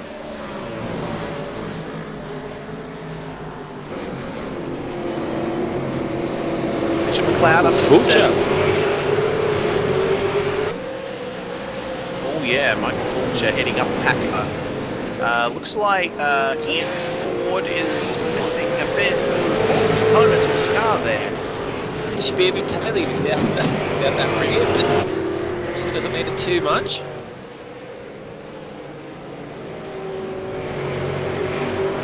Justin Ruggier and Mitch McLeod battling for 6th and 7th.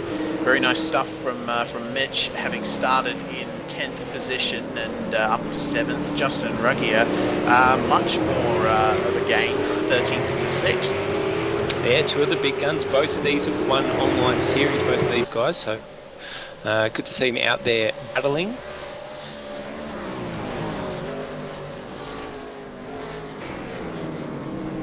Oh, this battle up the front though is still on. As Jake Jared Burton Philsell, pulls into the Madison pits down. for some reason. Richard Hampstead still going for it. Letting him get away. I think Jake might have damage from some contact earlier. Not having a very good race is Mr. Jake Burton. Sam Sutton, fellow Dayco Motorsports driver, on the other hand, up in 8th position, doing very nicely. Riding aboard with Jared Philsell, looking Madison down at the moment as they go through the dogleg. Very hard to sight the second apex of that corner, as I was saying in the dev race. Yeah, definitely Jared Philsell's got the best view for this one. Madison seems to let Richard go a little bit there, but he seems to be really strong coming in here.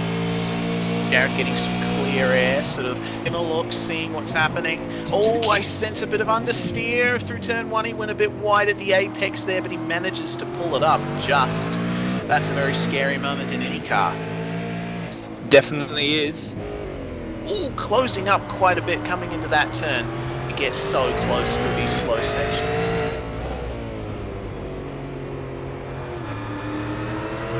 Ooh, just had Michael Schreiers just lost the position to Bo Cattell. To turn 2, Bo Cattell made the move.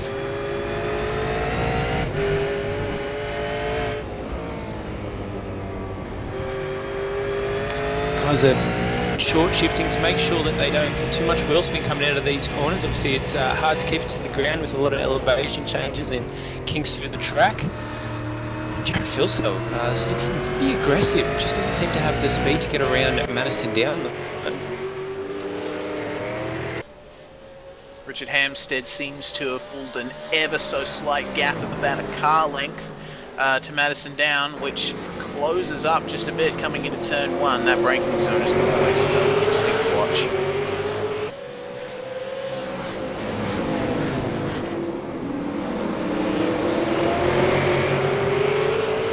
Mitchell McLeod, Justin Rogier, two of the big guns fighting it out. But Sam Sutton just seems to be tagging along here. Doesn't get too far away. Guys that we haven't talked about too much. Ethan Group, currently sitting in 5th, started out 7th.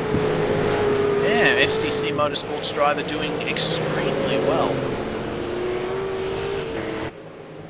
Apparently, according to an article on iRacingNews.com, Ethan was initially a competitive in the first-person shooter genre and decided to make the switch to sim racing for a new challenge, and he's certainly risen to that challenge, hasn't he? Running in 5th against some of the best sim racers in Australia. Yeah, obviously a lot of the quick response skills are needed for this, so good to see him out there. Up front, still quite a battle. Anderson down.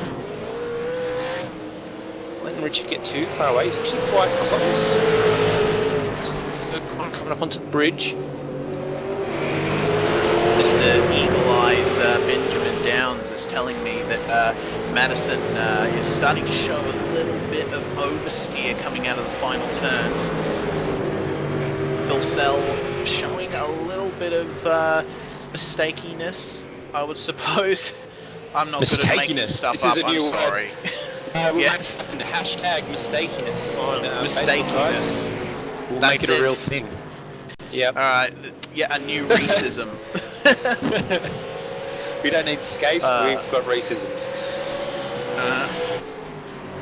But yeah, you can see that Filsell once again getting some clear air. I think he might be doing some stuff with like the radiator or something, getting a bit of clear air, keeping the car cool, etc. Or is he just sizing up the turn 1? I think he's probably just sizing up turn 1, just waiting for that moment. Mitch McLeod, though. Sam Sutton has caught up to these guys, and they're slowly making it a 3-way battle. Yeah, Sam Sutton, a guy to watch. He put it on for us. He's been on the camera a few times here at V8 Online.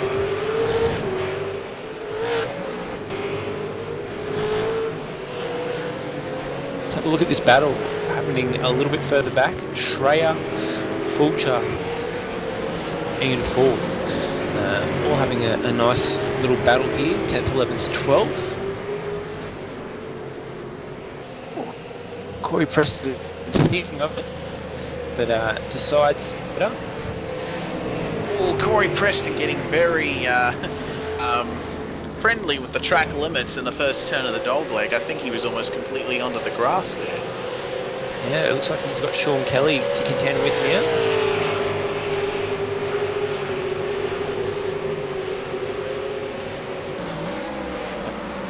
Director keeps yelling Holden Cruz at me, but we're not going to listen to him because he's a Ford fan.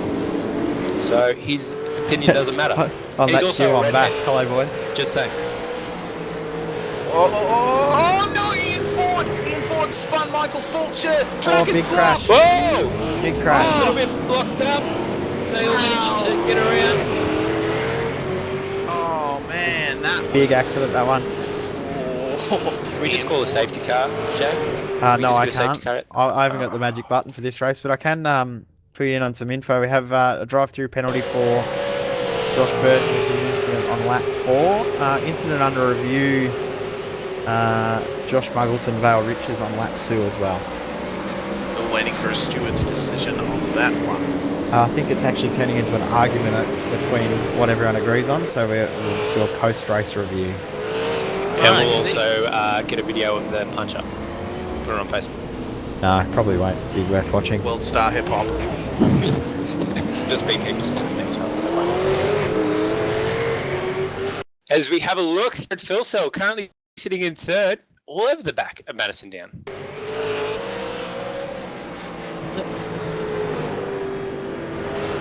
Just going to get a replay now the in-Ford incident. Sorry, it's gone. Bit of a moment there. I'm going to get my safety car soon, Reese. I don't know. Ooh, that's Now a that- scary moment. Sorry guys, that Having a car incident we were close just blinking. talking about before with Ian Ford, I can confirm Ian Ford has just been issued with a drive-through penalty and we'll be serving that very, very soon. Right, Jared Jared Philsell's gonna make the Philsell move. and Madison down. Oh, he's got the run There we here on the inside line as well. Oh, Madison down breaks just a little bit later. Jared Oh, Philsell. but Philsell, he's got the Good inside move. line. Good move. Completes it. Very good move from Jared Philsell. Oh, Philsell having a bit of an internet issue there. Scary, Oh. scary stuff. Sort of a lag speed.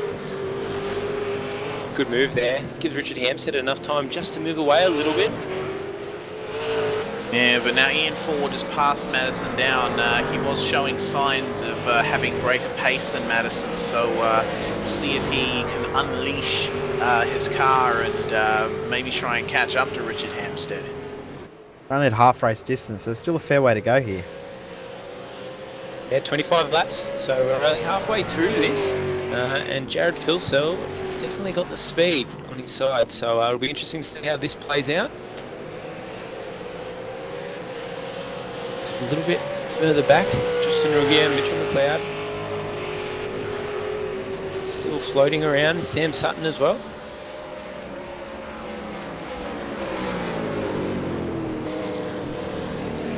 Here's a little bit interesting. Lee Ellis. Looks like he's done a fair bit of damage on that car and he's got a whole bunch of cars following him. No, he's also got the Holden Cruise on it. Yeah, It's it's Michael the easiest future. way Future. to get a new car into iRace and just smash up your supercar and it becomes a cruise. Make sure to put a Smash Chevy up a badge Ford on it Falcon, to it stays a gain Ford like 5 Falcon. extra horsepower. Oh. Here's a nice little battle. Lee Ellis. Oh, everyone's sandwiched up a little bit. Renz Brookman's going to make a Brookman move. He's got on the inside there. inside. Wow, that's a place you don't usually see passing. Nice stuff from Renz. Yeah, good job keeping it clean together there.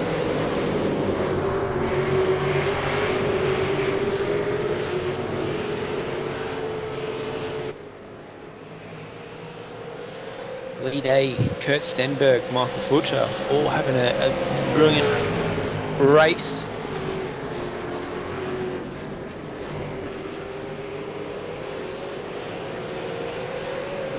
Tell you what, there's some beaten up cars in this race. It's hard to find guys that are absolutely clear, but drive of the day so far, Lee Day started 35th last on the grid, is up to 15th. And his car Wow. looks clean. Very nice stuff from Lee Day. Oh, Obviously waiting for people to pick Brookman has been pushed What's happened into to the Renz? fence. Oh no, what a shame. Ren's one of the mainstays in the iRacing V8 Supercar. He's been one of the guys that has been there since the start, but a very unfortunate incident for him at turn 1. Yeah, it's not good to see. Ren's having a pretty good race there.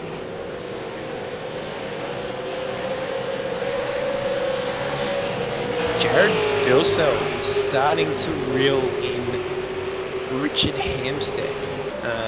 Jared Philsell had over a second gap to play with, I believe, when he got into second position. Now just over half a second the gap now, even less than that. This is getting incredibly interesting. This is definitely where it gets interesting. Jared Philsell definitely has the speed on his side, shown that.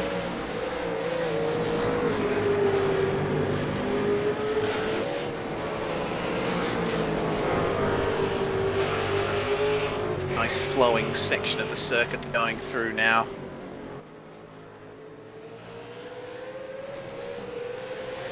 use those curbs to full effect.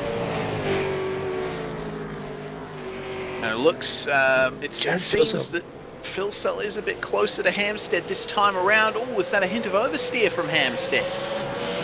Yeah, Hampstead, it's pretty easy. Philsell has almost halved the gap in that one lap. This is amazing pace that Jared Philsell is showing at the moment.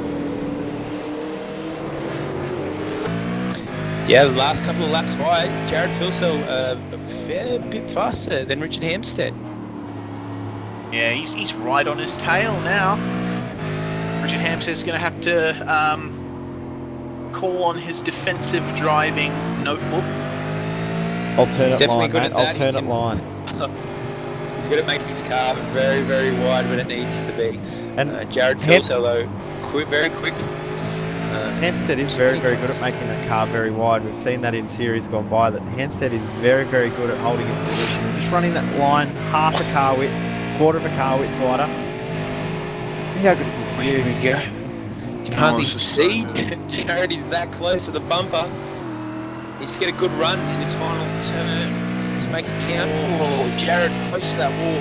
Just a little bit loose, unfortunately, out of the final turn. The gap is back up to 0.469 of a second.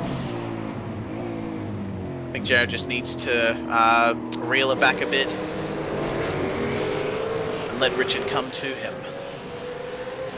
He's definitely got the speed there to make it count. So still got a few laps to get this done.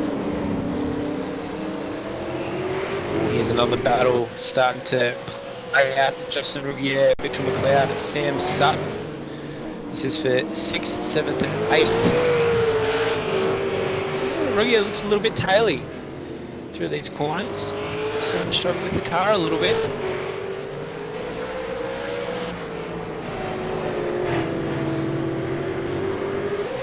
The ANZ cars look really, really well planted. They look like they've got a lot of drive off the corner, but they've managed to still get them to point the nose in too around those slow corners. So they look like they're driving really, really well. And Justin and Jared both done a really good job with setup, and obviously Lee as well, because he's fighting his way through the field as well.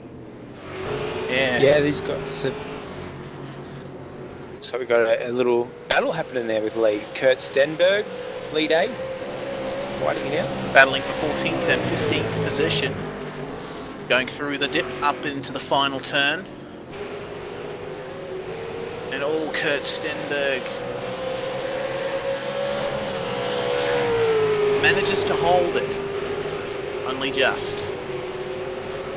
Denny's probably been MVP for the series so far. Obviously, win in the second split, first round, and then podium in the last round. He's done a good job of keeping himself out of trouble, but that car looks a little bit worse for wear. And Lee Day, as we said before, his car looks perfectly clean. He's done a great job fighting his way through the field.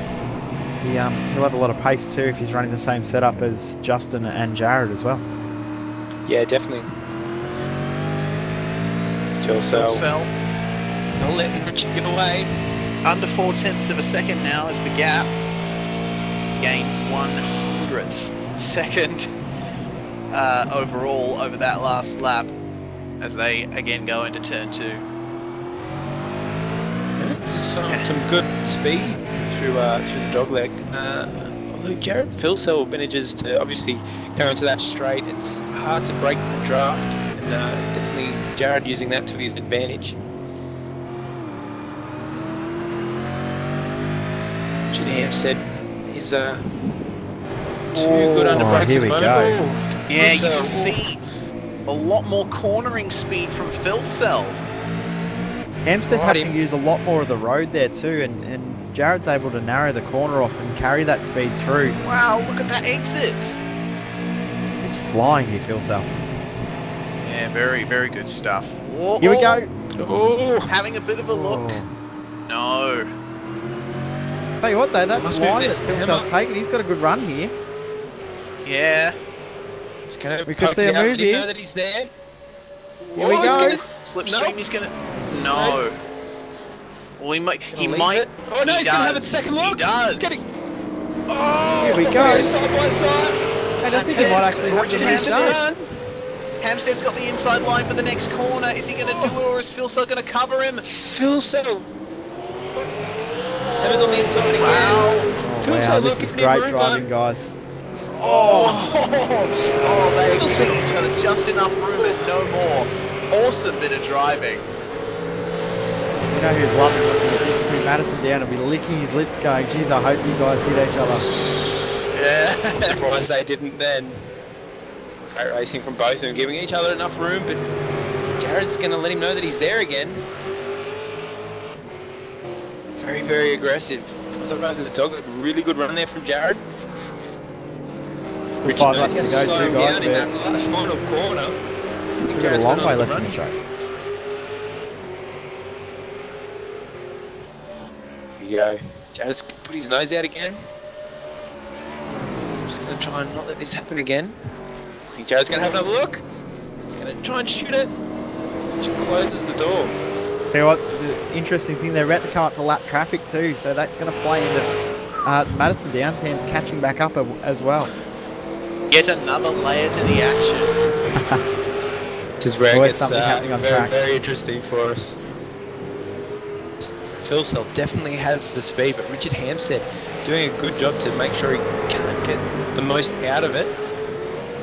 Slowing him Jared down Phil to Cell turn two. just on the grass, just a little bit. Using all those curves. Here we go. So it's going to try and get a great run up into the final corner and get a great exit out of it. Yeah, Jared just needs to focus on that exit. Oh, but Hampstead slows up at the apex, maybe just a little too much for Phil Cell's taste.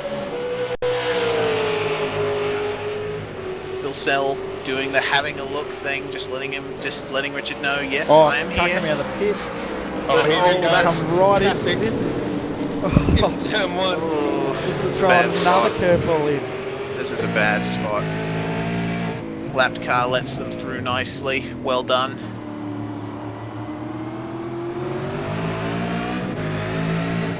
Guys giving him plenty of room. Jared, it's going to be on the outside there. Whoa, whoa, Not in an whoa, awkward whoa. position. No, you can't do this. Oh, you can't do that there. I think he was going to This try and is think too of doing good. an over-under there, but too hard. Too It hard would to have spot. It's a happened. really tough track to pass. You can obviously see that from the way these guys are driving, but how great is it seeing how close they are? I've only just noticed, guys, it's lap 23. This race is flowing by. Not long left to get this done. Richard knows that. He's really slowing him up on this turn, final turn. Jared Two feels to go. Jared. looks like he's going to get a bit of a run here.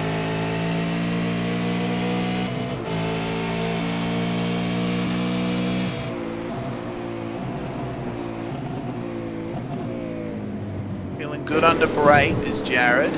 I can sense. Oh, he's in the dirt there. Oh, Jared's starting to push a little bit too hard, I think. You think he needs to get some composure back. Obviously seeing the lap counter isn't helping his cause. No, I'm sure his heart rate's through the roof. lapped car has let Madison down through. He is once again fully unleashed. As the Hampstead Phil Cell battle continues. Jeez. Phil Most Cell. of the track. Oh. Jared's using every bit Run. of track plus grass he can use, isn't he? He's trying to make extra track here. Comes up through the dog leg. Pushing it. Needs to get his head together to make this work. Oh, Hampstead, a little bit of a wiggle. They're on the last lap now. Hampstead make it goes happen. inside. He's going to have the kink to get this done. So he's going to have to make it stick somewhere if he wants it. This is it. Oh, Phil Cell catches the curve just a little bit up on two wheels briefly. Closes up on Hampstead quite a bit in that braking zone. He knows he's there. He wants this win. Maybe hoping he can pressure Hampstead into making a mistake. Hampstead trying to hug the corners as much as he can. Phil Cell trying to get the good run. Well, Phil Cell is really pushing it. Really pushing it. No, a bit of a moment there. I think he's Tell you going to be what- close Look, enough. guys, this series does not fail to disappoint, does it? Oh no. This race has been Come on. absolutely amazing. Comes the final corner. I think Richard Hampstead has this in the bag. Yep, he definitely Richard does. Hampstead takes out wins. race 1 tonight for our tops. Jared Filsell in second, Madison Down, fantastic run in third. That was incredibly close up the front, wasn't it? Not over back in the Chase. field. Lee Day and Kurt Stenberg are still going at it. Well, that was By happening. 0.2 of a second. We forgot about everyone else. Yeah. It was hard not to forget about everyone else. It was just everything going on. Stenberg all sideways. Stenberg manages to hold off Day for 14th place.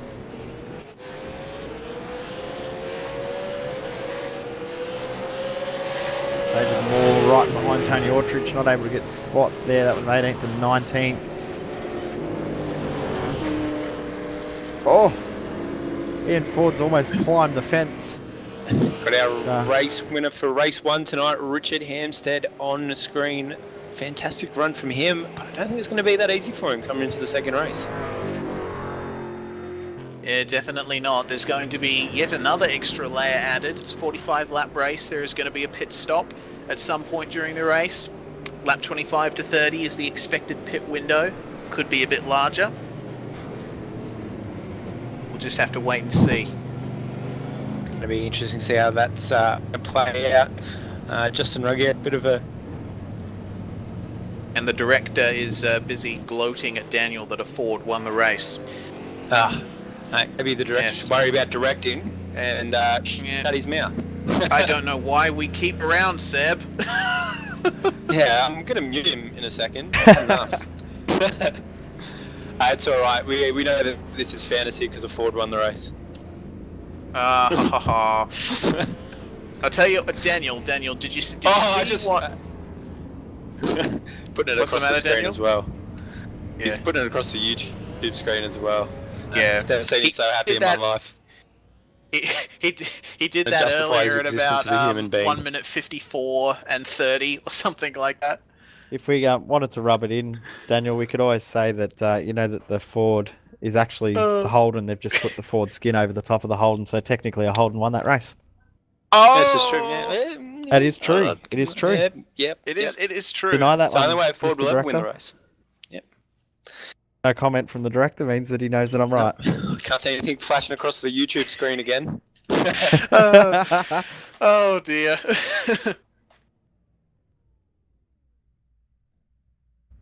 All right, let's pull up the race I'll have results. to leave you with you guys because I've already closed my screen. I'm sorry, boys.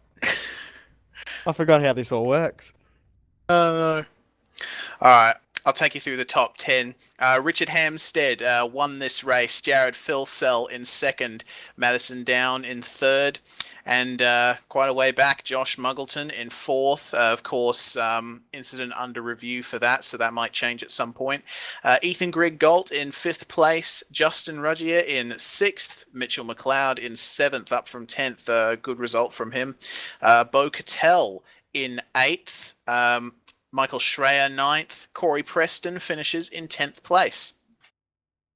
Further down the field, Sam Sutton, 11th. Lee Ellis in 12th. Michael Fulcher, 13th. Kurt Stenberg, 14th. Lee Day, 15th. Wayne Burke, 16th.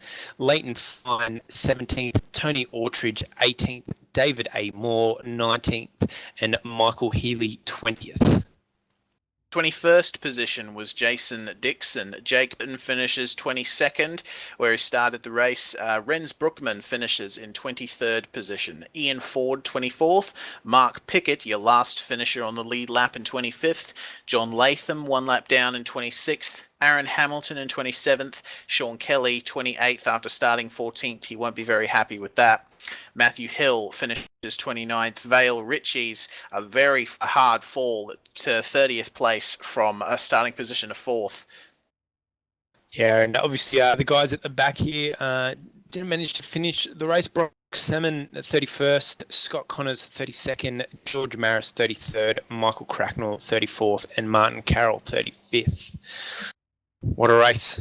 What a race. What a race. Was really good. I'm really fired up for race 2 now. Oh, I can't wait Oh, for it's going to race be 2. interesting.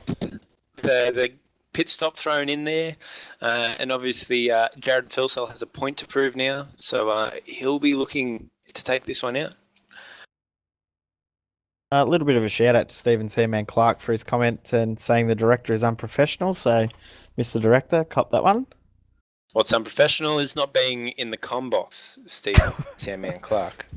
Yeah. Sandman. Yeah. Where are you? Sandman, What do Sandman you got was to on say to our that? side, and now you guys are on the other side. You guys need to work out which side you're on. Sorry, Sandman. You're right. Seb is an idiot, but we do miss you in the Goodness box. me. Oh, I can hear him laughing in the background. I'm waiting for the text to come through now. Yep. Well, while we got this moment, I want to thank round sponsors Kimmy's Rural Fencing. Thanks to Mark Noble for putting forward some money to help sponsor the series. We are very, very appreciative of some help with finances for this series. It's not a cheap series to run with everything we put on. So thank you to all the sponsors. Talk.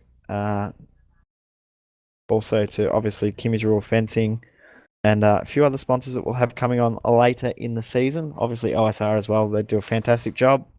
And I'm enjoying helping them out for this series, but I'm loving being back here, boys. Yeah, it's good having you back in here. I think we should make this more common, having No. Jay Kennedy back in the booth. No. Just so we have someone to pick on. Yes. No. Yes, 'Cause, Jay. see, the best thing about picking on Jay is that he can fire back at you. We just make Seb shut up and sit in the corner. So you guys don't get to hear the comments back from Seb, except for what he much flashes better over that way, at though, YouTube. isn't it? It is. It's good that way. It is Only much we better. have to. We tolerate Seb for you guys. Just remember what we put in for you, huh? All we can say, guys, is you're so lucky that Seb's muted his microphone, because if you heard the rubbish that is going on in our ears, you you probably would all tune out. And this would no longer be in a PG slot, I'm telling you. This guy is filthy. His mouth disgusting. God, I hate working with him. Don't He you? will burn if he walks into a church. I'm telling you. Oh, goodness me. Daniel, how far will you go? Probably too far. I'll probably. Oh, I should probably stop. Probably. We'll leave him alone. There's no such thing as too far for Daniel Bryant. We know, No, don't we, Reece? true. Yes, A we lot of know. cold nights. You were here, Reece. Yes. I'm totally lost. What are we up to now? If race 2 is really about to get We're underway, not talking isn't about it? that anymore. Yeah. Do we want to Wait recap for on the that session to race? get up, I obviously, think? a little bit of Yeah. a workout. Oh my.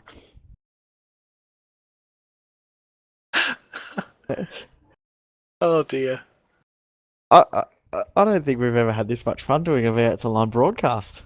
Not for a couple of years anyway, Daniel. Yeah, this is good. I'm liking this a lot.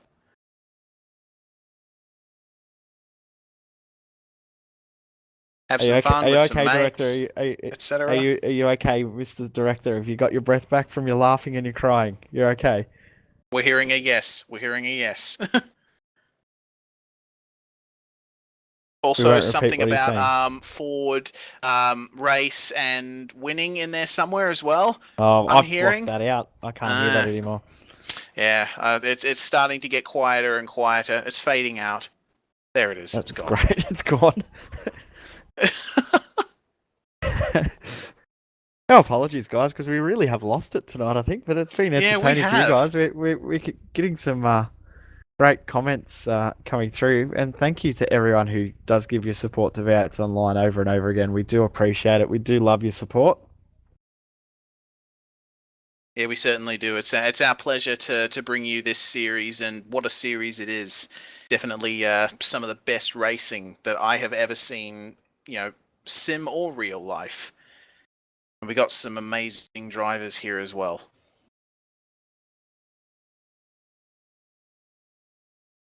Are you, are, And I'm hearing in the broadcast chat, yes, mistakiness is starting to become quite the popular term now. I feel that I've made a huge mistake, and I've just spilled a cup of tea over my mouse. That's a little awkward. Life's getting bad for you. Probably won't do that again, though, mate. Will you? Yeah, no, probably not. More mistakiness from the Reese Gardner camp. Here all night. We're just hearing the director spill his something everywhere as well, so it must be the night for it. Yep. It's all happening at once here, isn't it? I will say something about that race. I think it just plays into this second race with the strategy now that we've seen how close these guys are and how much pace those ANZ cars have. Strategy will be king in the next race. Yeah, definitely. The pit stops coming into the 4. I'm certainly looking forward to it. Of course, I won't be in the comms box full time for this next race. I will be resuming my normal duties as V8's online pit reporter, listening into a select few teams that will allow me access to their team radio, and I'll attempt to bring you guys the information.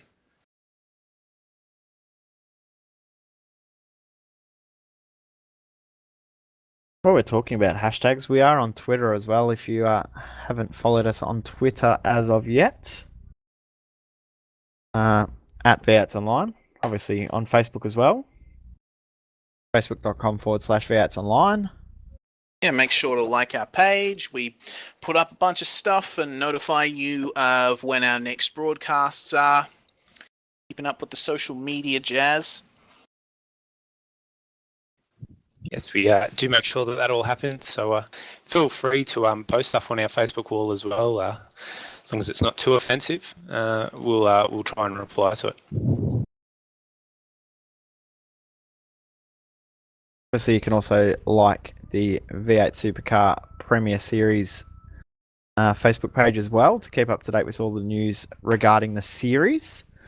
You can also head to V8SCOPS.com, so V8SCOPS.com, and it's got all the info and news surrounding the series. After tonight, we will also have updated championship standings. It's also got news and reports from the series from previous rounds.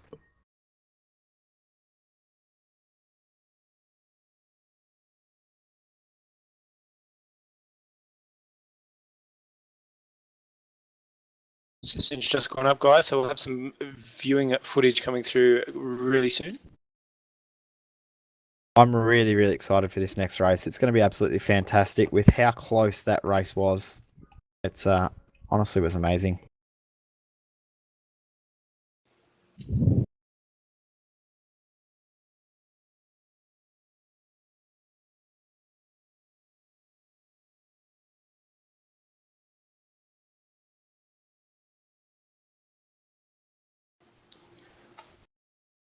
While we've got this couple of moments as well, if you would like to ask us some more questions, please send us a message on Facebook or on our Facebook wall or in the chat here.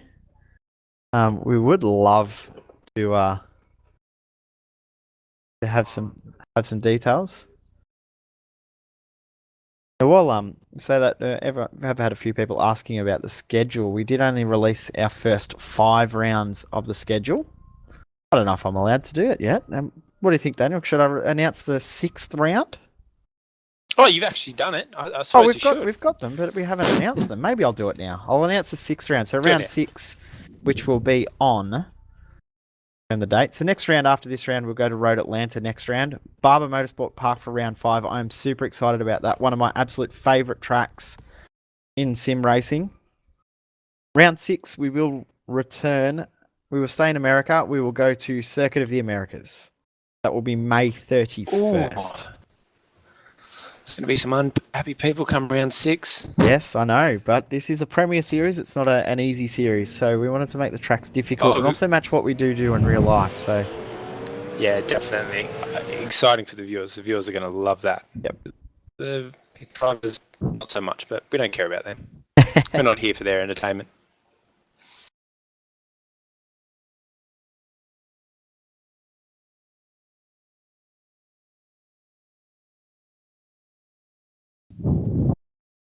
Do you reckon we'll get our safety car this one, Jay?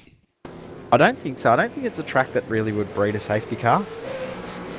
Fairly open either side of the track when we have a car actually involved in an incident. And because it's so We need someone hilly to as stack well, on the bridge. yeah, unless a couple of guys block the bridge, that'd be the only way we'd really see a safety car. And also because the track's so hilly as well, if you actually do blow an engine or something, you've got enough room to roll off the track off to the edge. So I don't think we'll see a safety car, but in saying that, I could be wrong.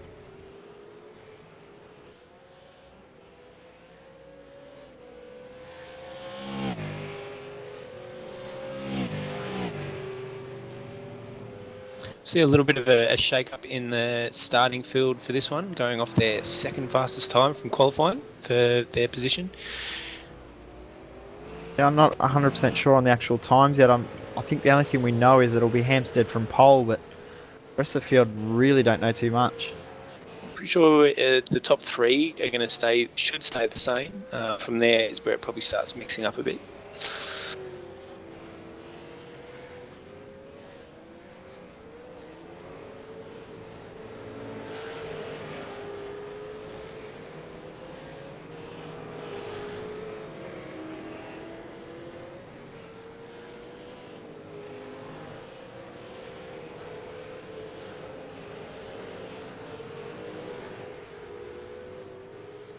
But while we're doing it, everyone's asking and receiving messages about what's after that. Alright, I'm going to do it. I'll update it for round 7 as well. Round 7 will be at Donington for another difficult track. Oh, sounds good. I agree.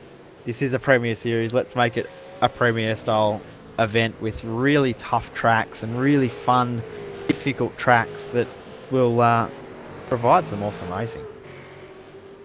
Yeah, definitely. Those two, a mix of mayhem, but definitely makes some interesting racing. With both Circuit of the Americas and Donington, we haven't confirmed the layouts that we will run for those tracks. It'll probably just be the GP tracks for both, but still to be confirmed. We have announced all 15 tracks that we will be running. We have semi-released the track order, but there are some dates and tracks to still be confirmed later in the season due to potential clashes that we may have with other events. So we didn't want to clash with official iRacing events, which will have big participation from these guys, namely the official iRacing Bathurst 1000, which will be the first time that will be an iRacing official one. Yep. Poor Clayton Brooks. We're missing him in the box today. His internet has gone to hell. And his wife informed him when he got home that it wasn't working. So hopefully he gets that sorted really soon so he can get back on. It's rather upsetting for him because I know he was really excited about this round too, and that's obviously why when you're seeing the graphics on the screen saying commentators, it says Clayton Brooks, and I definitely am not Brooksy, so Brooksy definitely does a much better job than me. And Brooksy's lack of presence is certainly felt in this commentary box. I could actually hear Brooksy laughing at all this going on if he was here. Yeah. Yeah, definitely. Yeah. Also, we'll send you some details if you want to shout him $1 to help him pay his internet bill.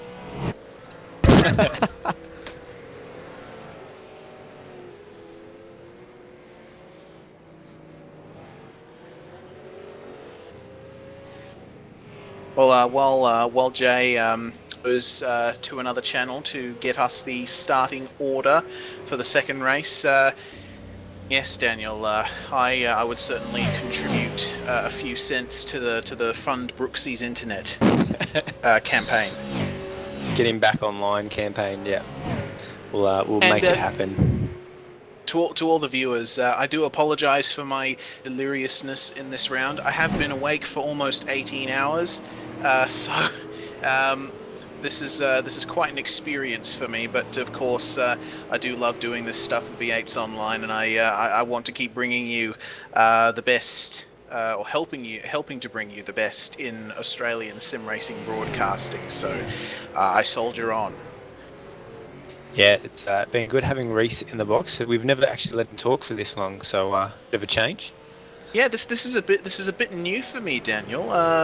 Every time before this that I've tried lead comms, I've sort of not really been up to scratch when it comes to the rest of you guys. But I'm learning, and I'm starting to find it a bit fun.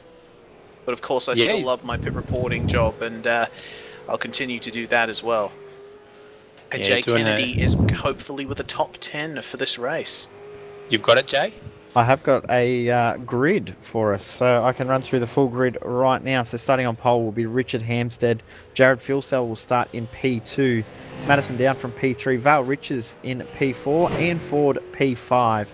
Michael Schreier in 6th. Mitchell McLeod in 7th. Justin Rougier in 8th. Bo Cattell 9th. And Sean Kelly in 10th position.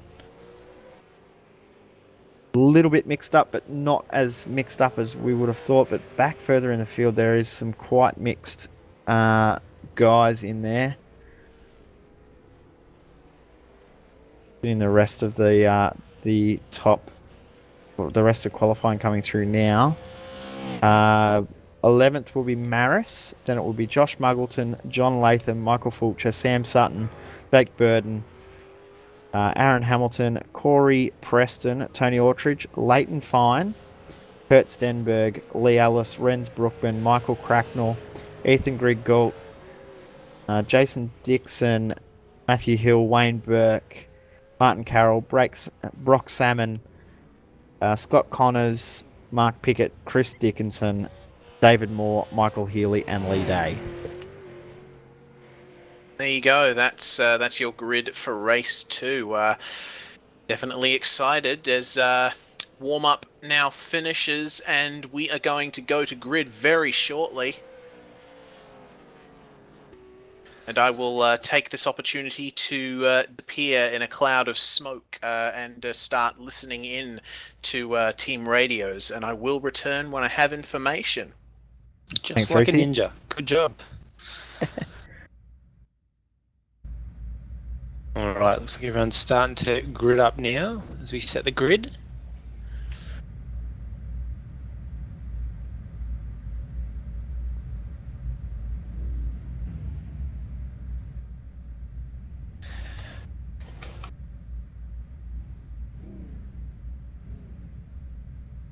I'm really excited for this one, mate. This is going to be really, really epic in how it plays out. I'm really excited to see what strategy guys start to run.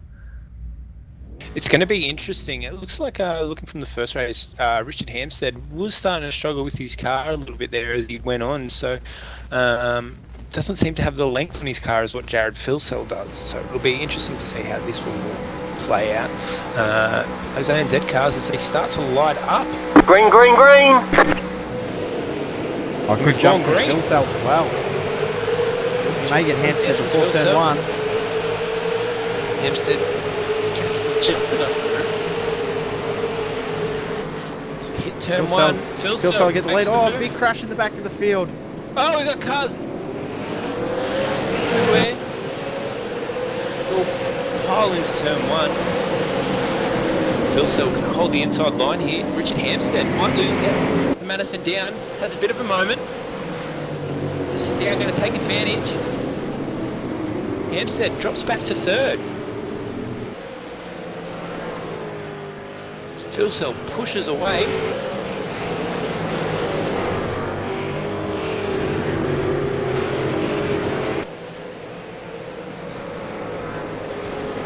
Looking fairly clean. Ooh, Madison. Josh Muggleton. A nice little battle here, side by side. Oh, get a touch. No, keep it together. Great driving by those guys. Mitch McLeod pushed out wide. Keeps it together though.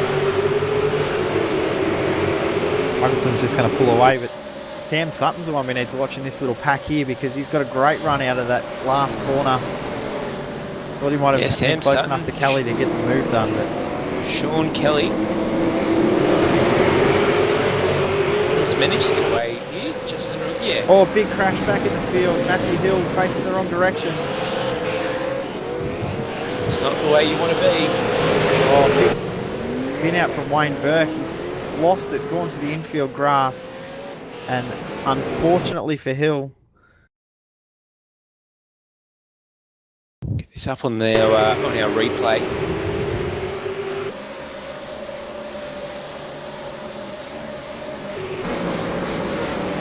oh, look at the gap that the first three pulled out, Daniel. Yeah, Jared Philsell. Looks like someone's been tapped from behind, and it looks like Hilly was the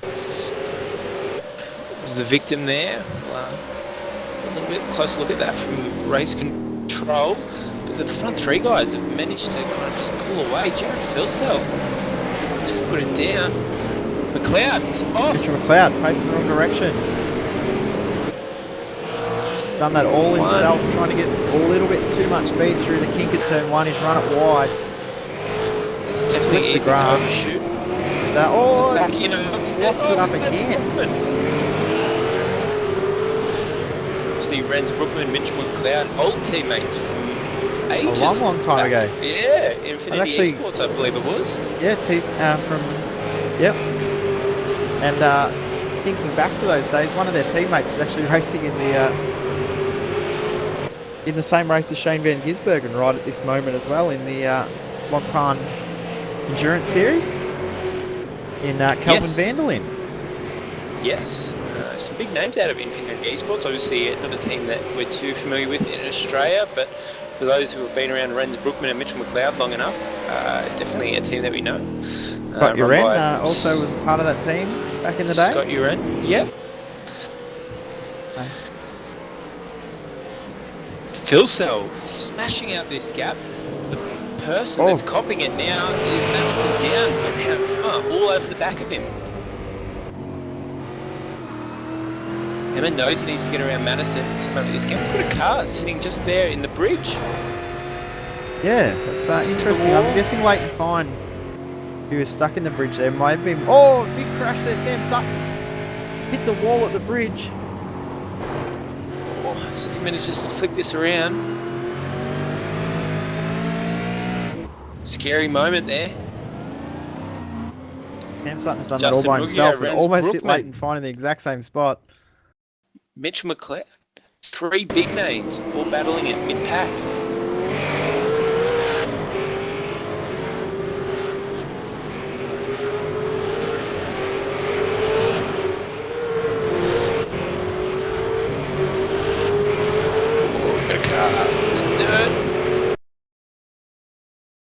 George Maris? Maris has just come out of the pit, so he's trying to get out of the way of the guys that are fighting for second and third there in down. And Hampstead.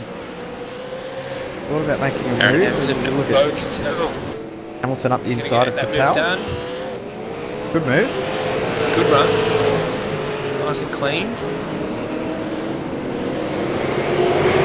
Bo over and under. He's going to get the move back the other way.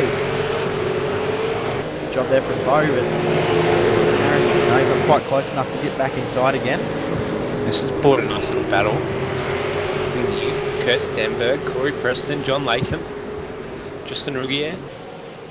Just behind them, Renz Brookman, Mitchell McLeod having a nice fight. Just that brings back a few memories. Mitchell McLeod, Renz Brookman finding out. Rugier wants to get around.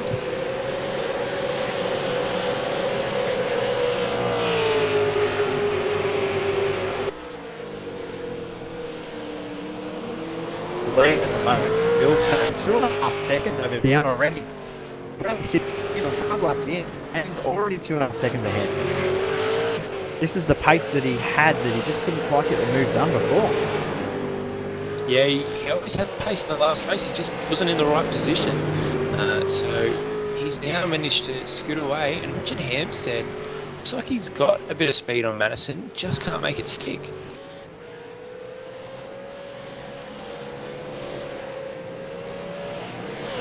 Vale, Richie's, Ian Ford, Michael Schreier. Nice little battle here for 6 and 7.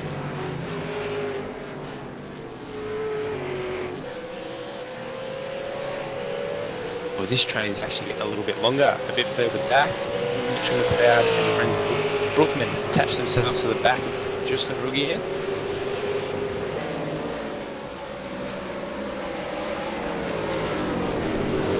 Going to be Tony interesting to Aldridge. see who jumps first in this pit stop battle too, mate. I'm really intrigued to see who's going to be the first one to jump. I think whoever Yeah, goes first, definitely. everyone will follow in. So, for me, Phil Cell has to pit first.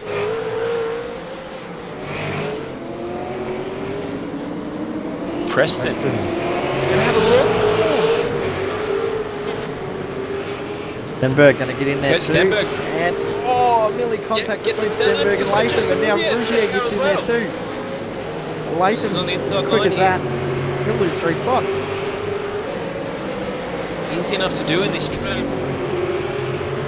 McLeod's going to think about an over-under here too. Shuts the door. Latham did a good job of shutting that door too. McLeod was ready to take that spot. And notice there McLeod has actually got ahead of Brookman as well.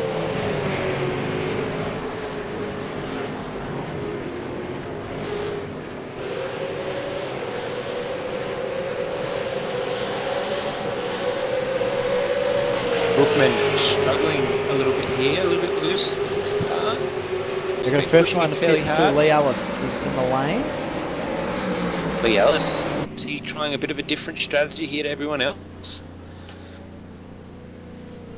I don't believe there's been any incidents involving cars that would be penalised, so I would say that this is a very, very early pit stop. No, he's driving straight through, so we'll see if we can find out what's actually happened there. Inside Lee. line from race control. Been able to sneak off to race control at this stage, so see if I can find out what's going on.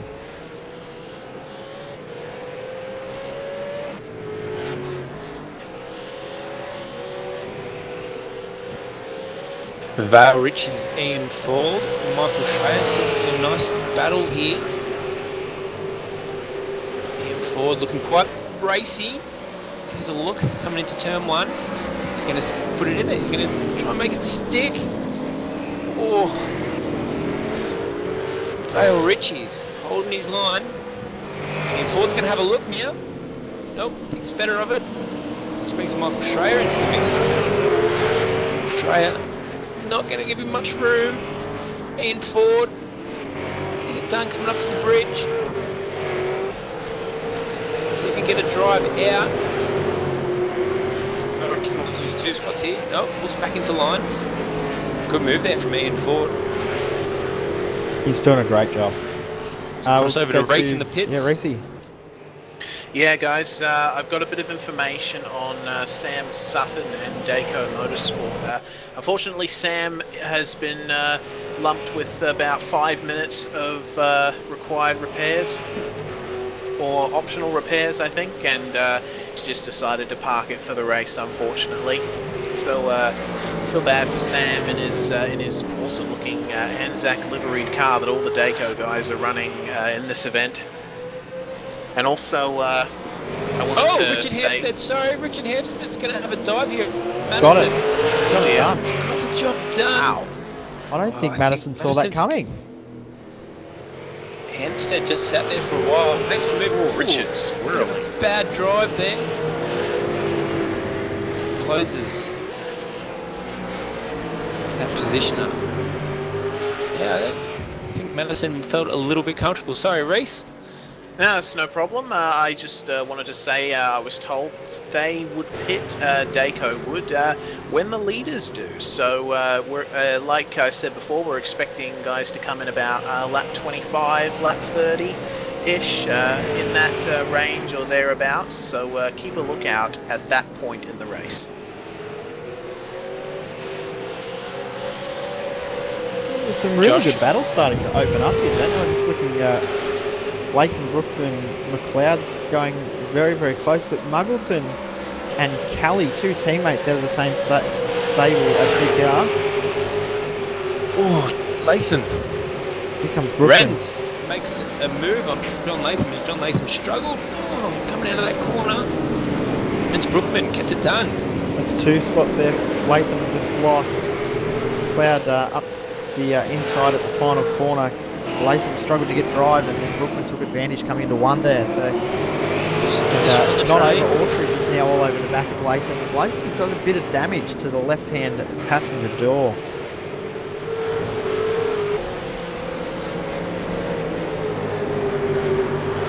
A bit further up, Bale Cheese.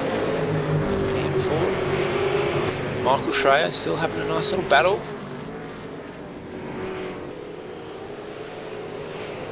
Five seconds now to get Jared Filsell to Richard Hampstead. Fantastic run here from Jared Filsell just to make the most of the time that he had. 2 tenths faster we're getting the difference between Jared Filsell and Richard Hampstead. That gap has just gone out so quick.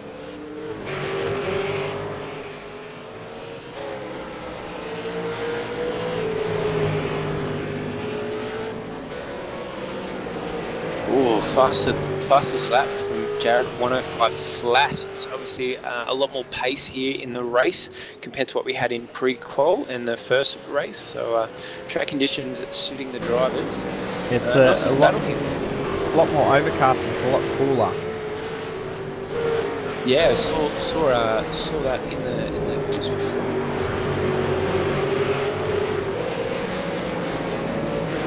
Oh, Latham on struggle street as he's monstered by everyone. Ethan Grigg is looking to take advantage. Ethan Grigg, obviously a really good run in the first split.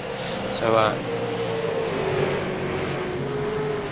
yeah, Ethan Grigg-Gault's done a really, really good job in the V8 Supercar America Series recently. He's really up and coming in the V8 Supercar.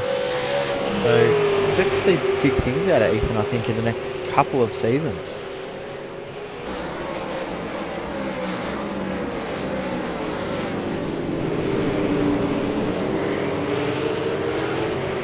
Lee Day, currently 23rd, and obviously started in 35th position again, but hasn't made as many spots as last race, so it's still a pretty good effort.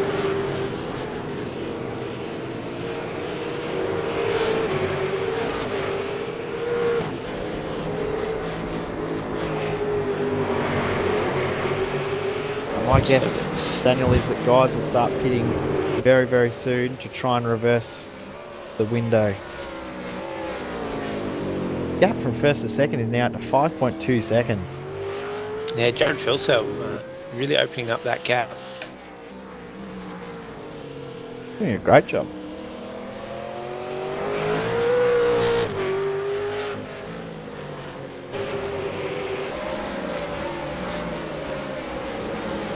Bocatel, Aaron Hamilton, nice little battle here. It's got a train happening behind him. Kurt Stenberg amongst it as well. Justin Regier. Bo actually nearly lost it there coming into turn 2.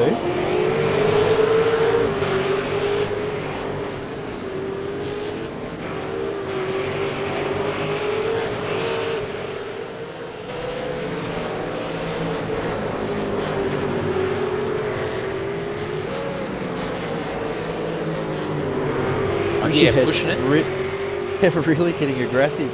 4 wheels off the ground. He's throwing everything at this race. Mitchell McLeod had a bit of a moment there as well.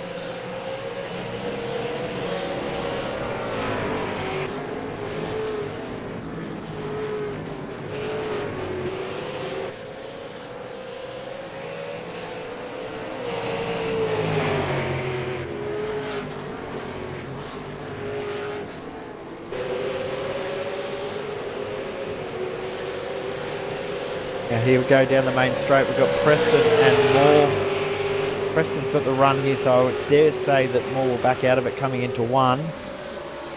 As Preston all crossed up coming into 1. Look at how Preston pulled that one up.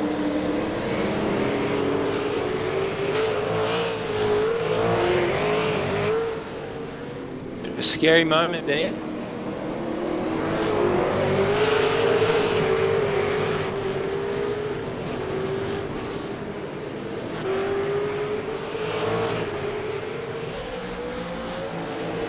position there from Preston. Moore is now under pressure from Martin Carroll.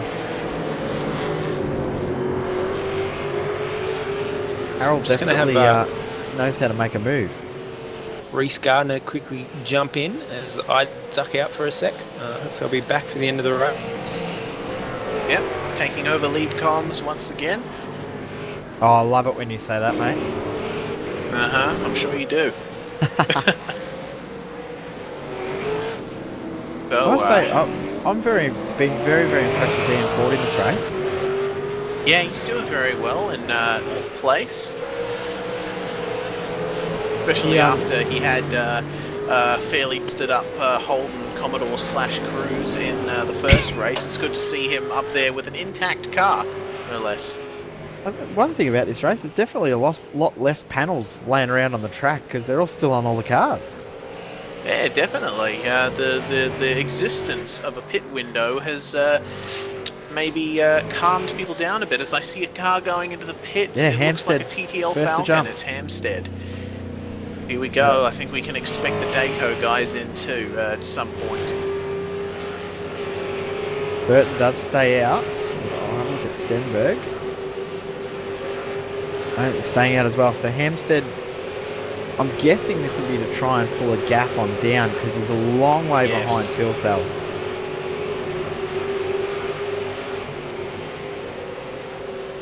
And I'm just hearing now on the Dayco team radio, it's come alive. Hampstead's in. Hampstead's in. One thing that this will impact with Hampstead is he's going to come back out into traffic. Yeah, definitely. Now that's the downfall of doing that early pit stop, but the advantage he's got is he doesn't have to worry about it anymore. So every car that he can pick off as an extra, the bonus to him. And it looks like Jared Filsell is not pitting this time around. He seems pretty confident in the pace of his car. I'd say Madison will come in, and right on cue, I am wrong. As per Madison normal. down stays out for another lap. I really think some of these guys that are back there, that especially are battling in hard battles, need to come in to try and break up the battle that they're with. There's trains we were seeing definitely. with Kittel and Hamilton and Stenberg and Rougier. Oh, big crash in the pits. Big crash in the pits. Oh, no. Ruggier, McLeod, Brookman, and the block Pit in the entry pits. is almost blocked. Justin had to escape back in. Wow. Oh, wow, what a shame. Go and have a quick look at a replay of what actually happened. Rougier and McLeod blocked it up and has also given contact into the back of Rougier, and then Brookman's made contact into the back of McLeod. Oh. Wow. Wow. That's very, and then one of the very unlucky for TTR both those guys comes in. Oh, no. And Brookman also massive damage as well. Oh, Wow. wow. That's 3 major players that have been severely disadvantaged. Now it looks like We're hearing that it's probably Tony Autridge that was the TTR car that got involved in that. I think it is Autridge that drives the TTR Falcon. yes, Sean Kelly that drives would be the correct.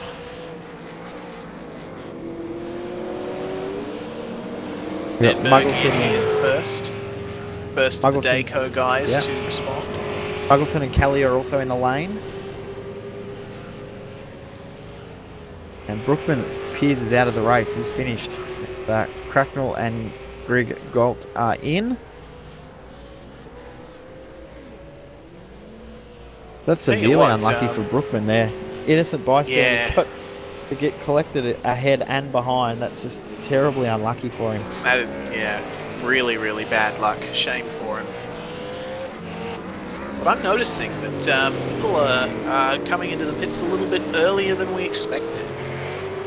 No, it's about what I was expecting. That's the reverse strategy, going around the 30 laps on a full tank. So that opens the window about lap 15. As Michael Schreier comes in the lane. He was in P5 before any of the pit stops began. Like Jake Burton Burton Richards is the final And Dayco as- car to come into the pits as well. Lee Day also in the lane.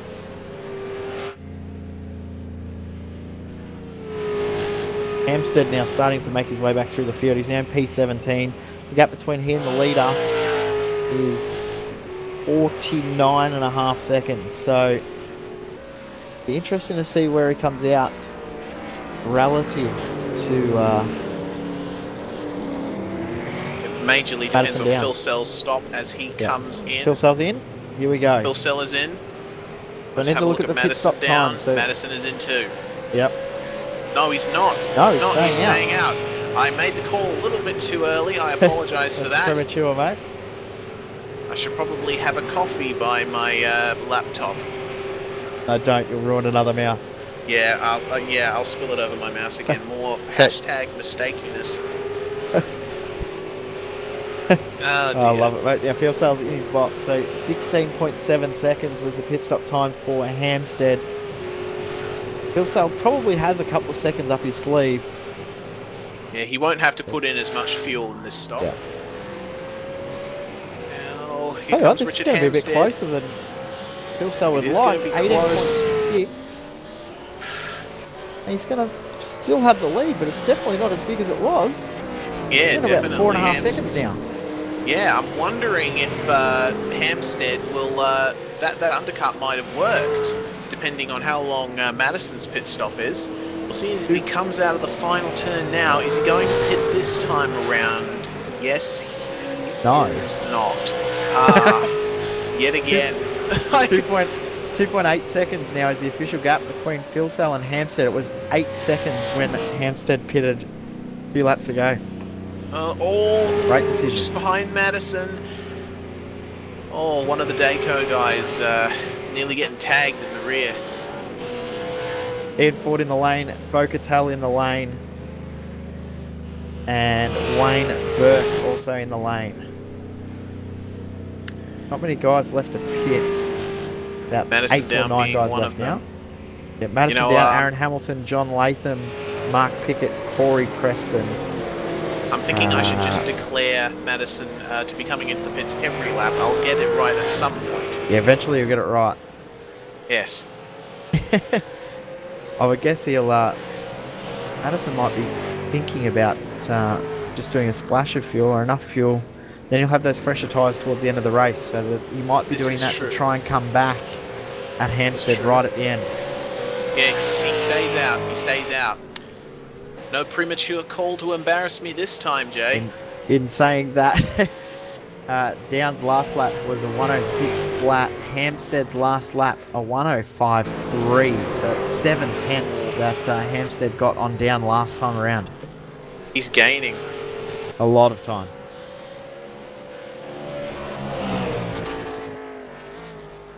Now, Phil Sell back to Hampstead. The official gap at the line was 2.6 seconds.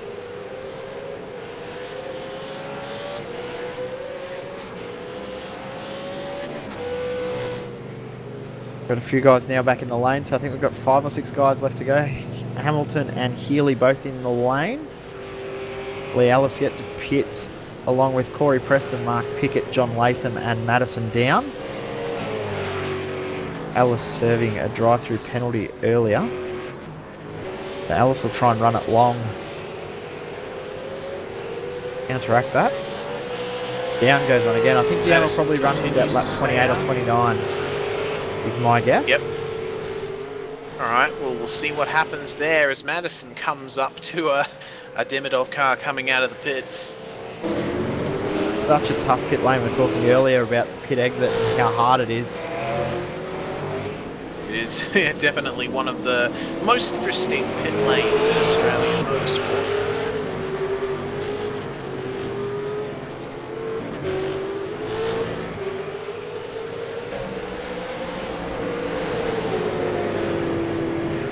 Yeah, that's Aaron Hamilton as pulling up Madison maybe just a tiny bit. Madison won't like that too much either. He would ideally want Aaron to move out of the way sharpish so he can continue his long stint. Seeing him on voice chat in game, but I'm not getting anything. You might be telling Aaron to maybe just lift and coast a bit on the straight, but he is in. Okay, that explains why he didn't go for the move. You got it right there, Reese. Finally. So it's just Latham and Pickett left to pit. Oh, sorry, and Lee Ellis. So, not many guys left to go.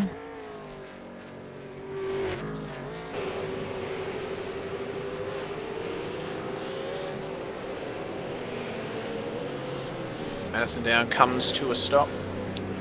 We've got Latham in, Pickett in, and Lee Ellis will be the last guy to pit, which I would guess he will pit this time by.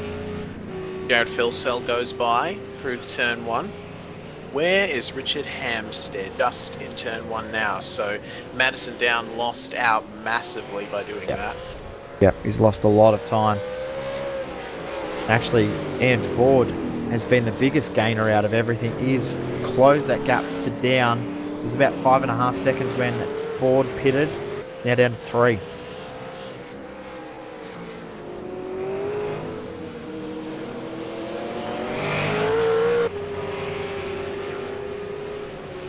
Here we go. Mark Pickett exiting the pits.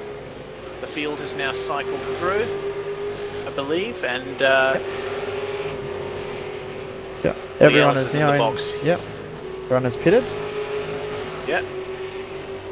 So now it's just racing to the end. We've got 20 laps of it to go too, so I think we'll start to see a bit of action with some guys now realising where they are in the field.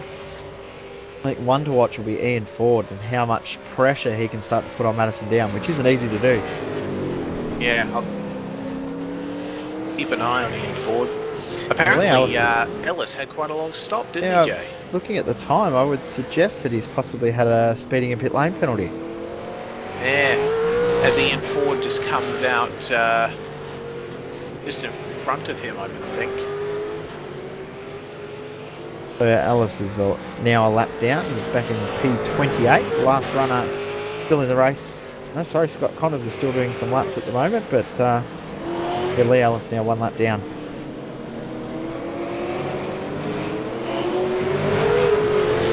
Looking at the timing there, I've just seen, sorry, guys, I've just seen something happen with Matthew Hill. Final corner. Oh, he's run wide at the dogleg and he's actually made contact with the outside wall at the final corner and now he's spun.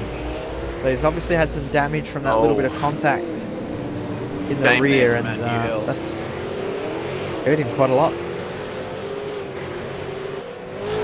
Not the optimal situation by any stretch. I'm looking at... Oh, Josh Muggleton. Oh, he looked to be sliding just a little bit coming out of the dog leg. Jake Burton monstering the back end of Muggleton's Commodore.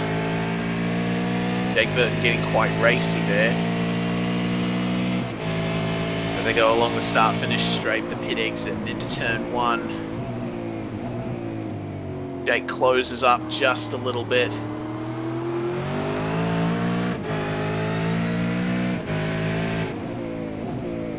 Closing up again.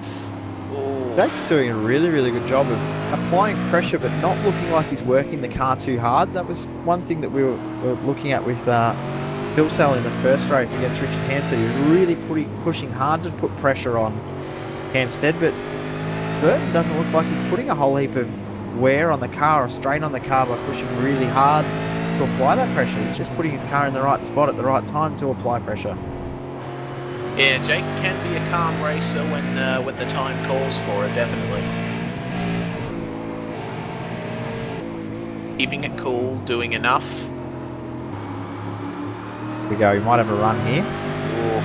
Had a bit of a narrower exit. Yeah, I don't think that's actually cost him some speed coming onto the straight as we have 18 laps to go now. Oh, here we go. Up the inside. Oh, contact!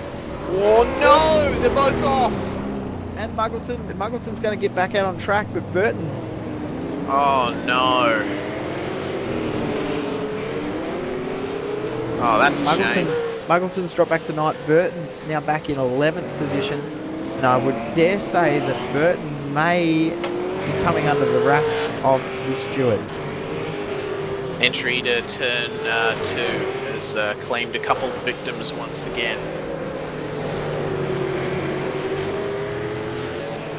Muggo's now got some pressure from Michael Fulcher.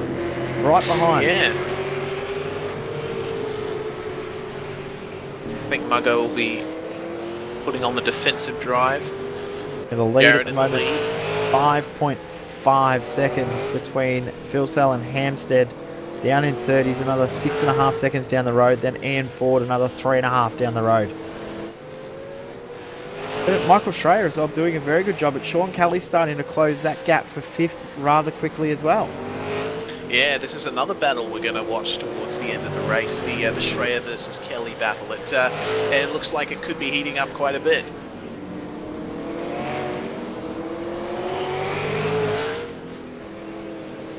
Another good battle looking through the field as well. P12, P13, Aaron Hamilton, Ethan Greg Gould. Ethan putting a lot of pressure on Aaron.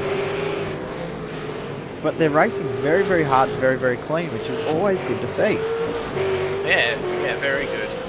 Just goes to show the quality of the field that these guys are able to race as hard as they do, and most of the time still come away cleanly. Most of the time. Most of the time, yes.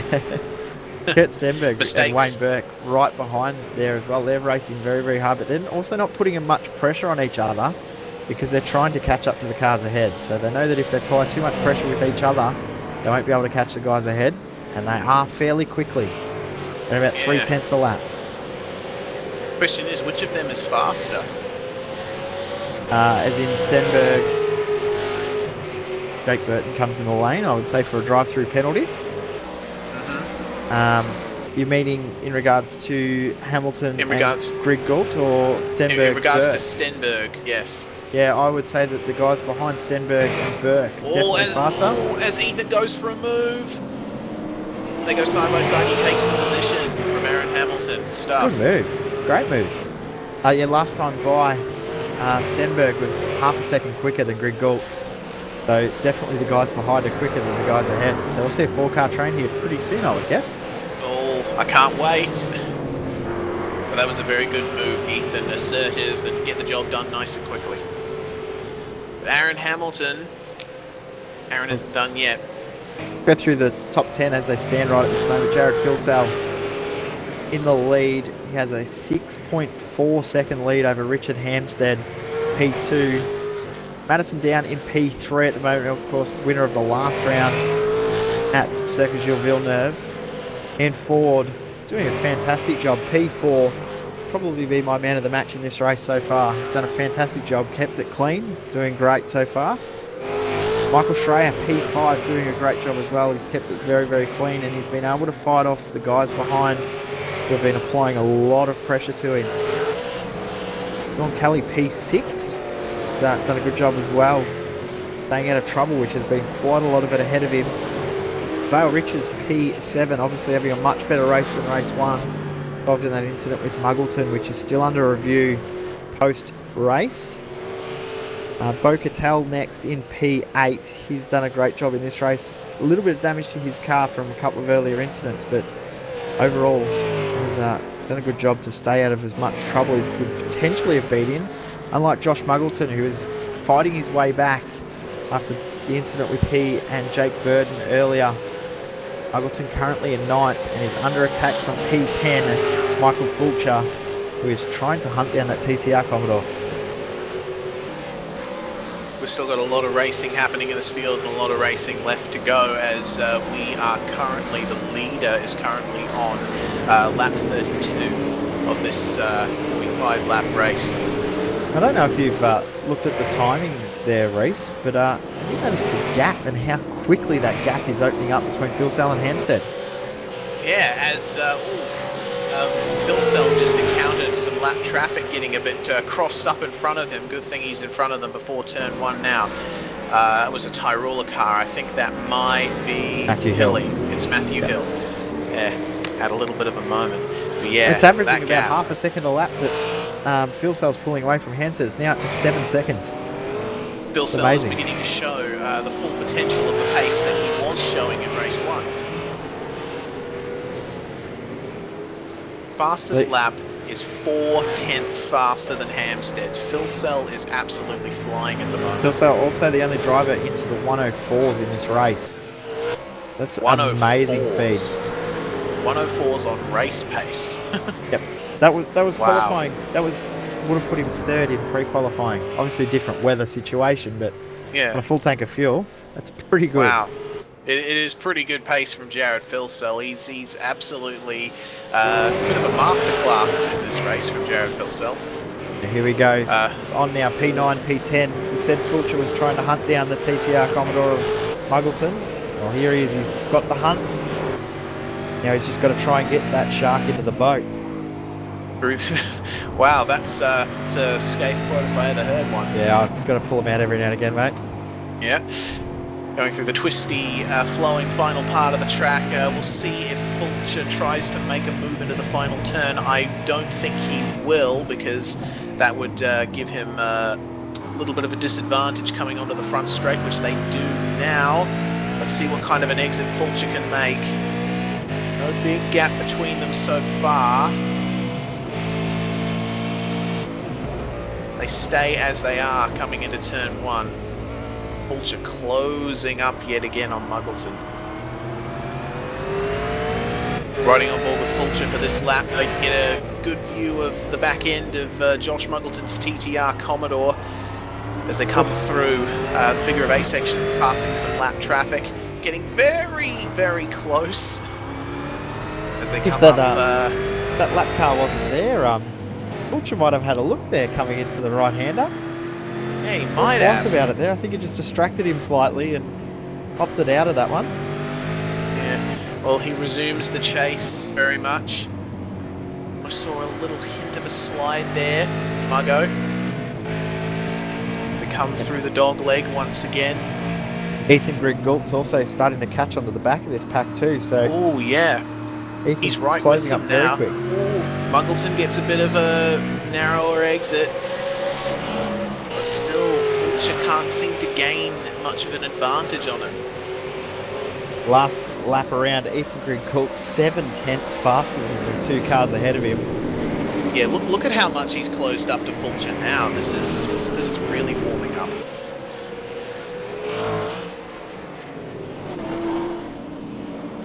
I don't think we'll see too much action between Fulcher and Griggalt though, because they're obviously from the same team, the same stable, so they won't get too involved with each other. Saying that, the boys at SDC love to race and love to race hard, so they'll probably push it as close as they can. Yeah.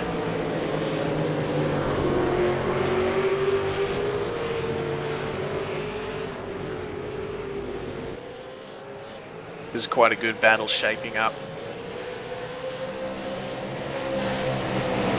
Those of you wanting to know the lead gap at the moment is now at to 8.9 seconds. Last lap around, Filsell a 5.8 and Hampstead a 6.3. Massive Goodness. time difference between the cars. Filsell absolutely caning it once again as Fulcher nearly almost closed about up. Fulcher looks to the inside. Muggo's around. Oh no, that's got Ethan through. Muggo spins in front of the pack. Oh no! That's one of the Dago cars. Oh, looks to be Lee Day. Oh no! Something with Muggleton's car in the rear, because he's now got no drive in the rear of that car. Oh no! That's just completely turned around for Muggleton.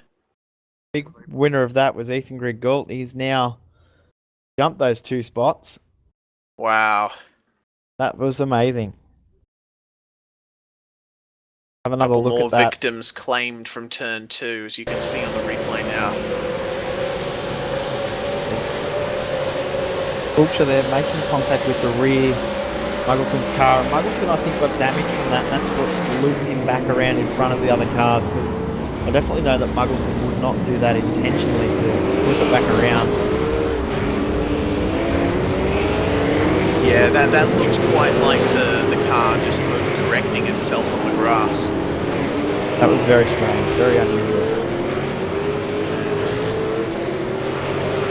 Well, it's once again altered the outcome of this race. Wow. When we thought the race was getting a bit tedious, it's changed again. Lee Day was involved in that incident as well. Lee Day probably, look at him, he's back up to P15 again. Lee Day just not having the best of luck in this race at the moment.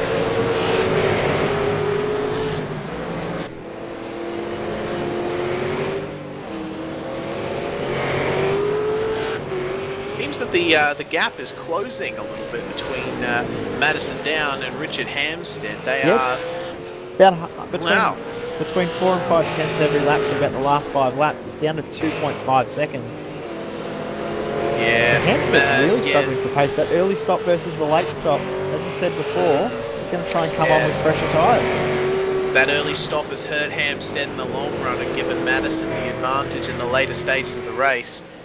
We're on lap 38 at the moment. Jared Filsell coming around the final corner and onto the start-finish straight to start his 39th lap of the race. Michael Fulcher is in the lane. Would probably hazard a guess that will be a drive-through penalty that Fulcher is serving? I think so.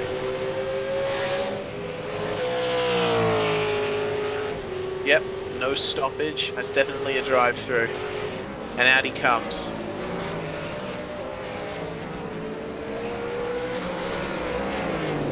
Now the gap now between second and third is down to 2.2 seconds. Last lap around another 6 tenths of a second.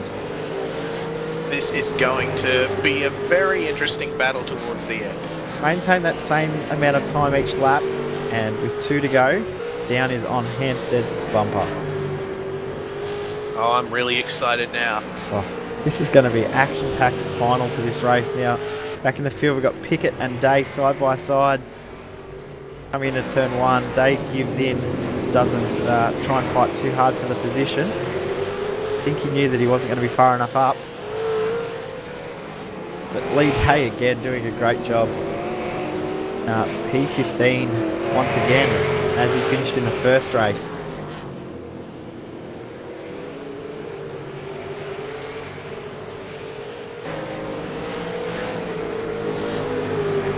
Now Hampstead's pulled something extra out again now. Last lap around. Yeah, he has. He's done the exact same lap time as Down, so he obviously knew that Madison was coming for him and he's had something left in the tank. Yeah, most definitely. Was yet another layer added to the action once again. I love this series.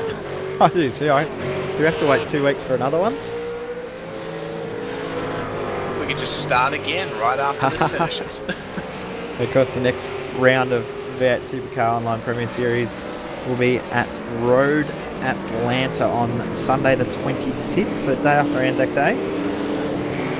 That will be an action-packed race. Unfortunately, I won't be around for that one. I'll unfortunately be missing it. Ah, that is unfortunate. Road Atlanta always throws up a good race, and it is one of America's best racetracks for certain. I agree. It's one of the best racetracks probably in the world. Definitely in the American circuit. It's probably one of the best American circuits out there. Yeah. Here we go. Well, here we go. It's starting to close up. 1.7 seconds between Down and Hampstead. Lap 41. 5 to go. He's going to get right on his tail with about 2 to go. This is going to be fantastic. Oh. Yeah, Hammer got traffic. But traffic in front of Richard Hampstead. This is going to play into Madison Down's hands a little bit. They're coming through the section of the track that's a bit more flowing and twisty, so it's not as easy for lap traffic to yield to faster cars. So depending on when Hampstead comes to these guys, I'm thinking they'll let him by on the start-finish straight. They're battling for position as well, so yeah, Matthew Hill and I don't know what to expect. Michael Healy are actually battling for 22nd. With only 18 cars left on the lead lap, and Stenberg's not far away from being lapped by Phil Sell as well. Gap that time at the line is 1.7 seconds. Both done identical lap times in a 106 flat. Oh boy. Lack of rear grip there hard from Hampstead. It's a little bit concerning to see for him, but for his camp, it's beyond. Very, very soon, the way the rear of that car is behaving. But Hampstead's doing a great job to maintain as much speed as he is. Yeah, definitely. Of course, as we were saying earlier, that early stop, his tyres will be in much worse shape than Madison's, but yeah, he is doing a very good job.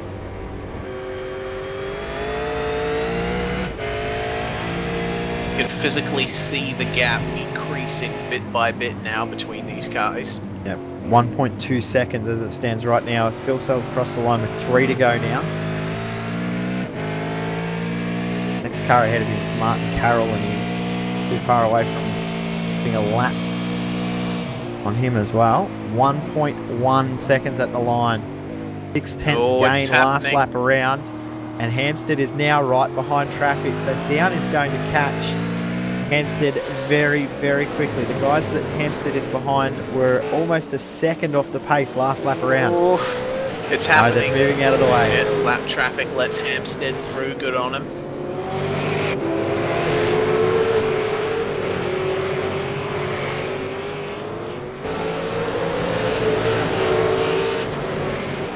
This is getting pretty tense.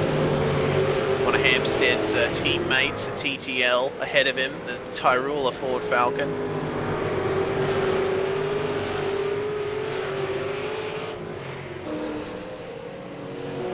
The gap is down to 1 second exactly. Oh, 2 laps dear. to go for Phil Sell. Across the Coming start along to finish line of start, the lap turn 2. 44. Hampstead getting a little bit of a draft from his teammate there. Official gap at the line, 1.033 seconds. So 1 second between second and third now. As Hilly gets all crossed up right in front of Hampstead. Hilly's going to try and tuck in between the 2 cars. Oh, is he? Oh, Hilly, a little bit of a slide. Hilly, he's locked it up. That could have ended badly. Good work on him going to the grass there as opposed to across the track in front of Down.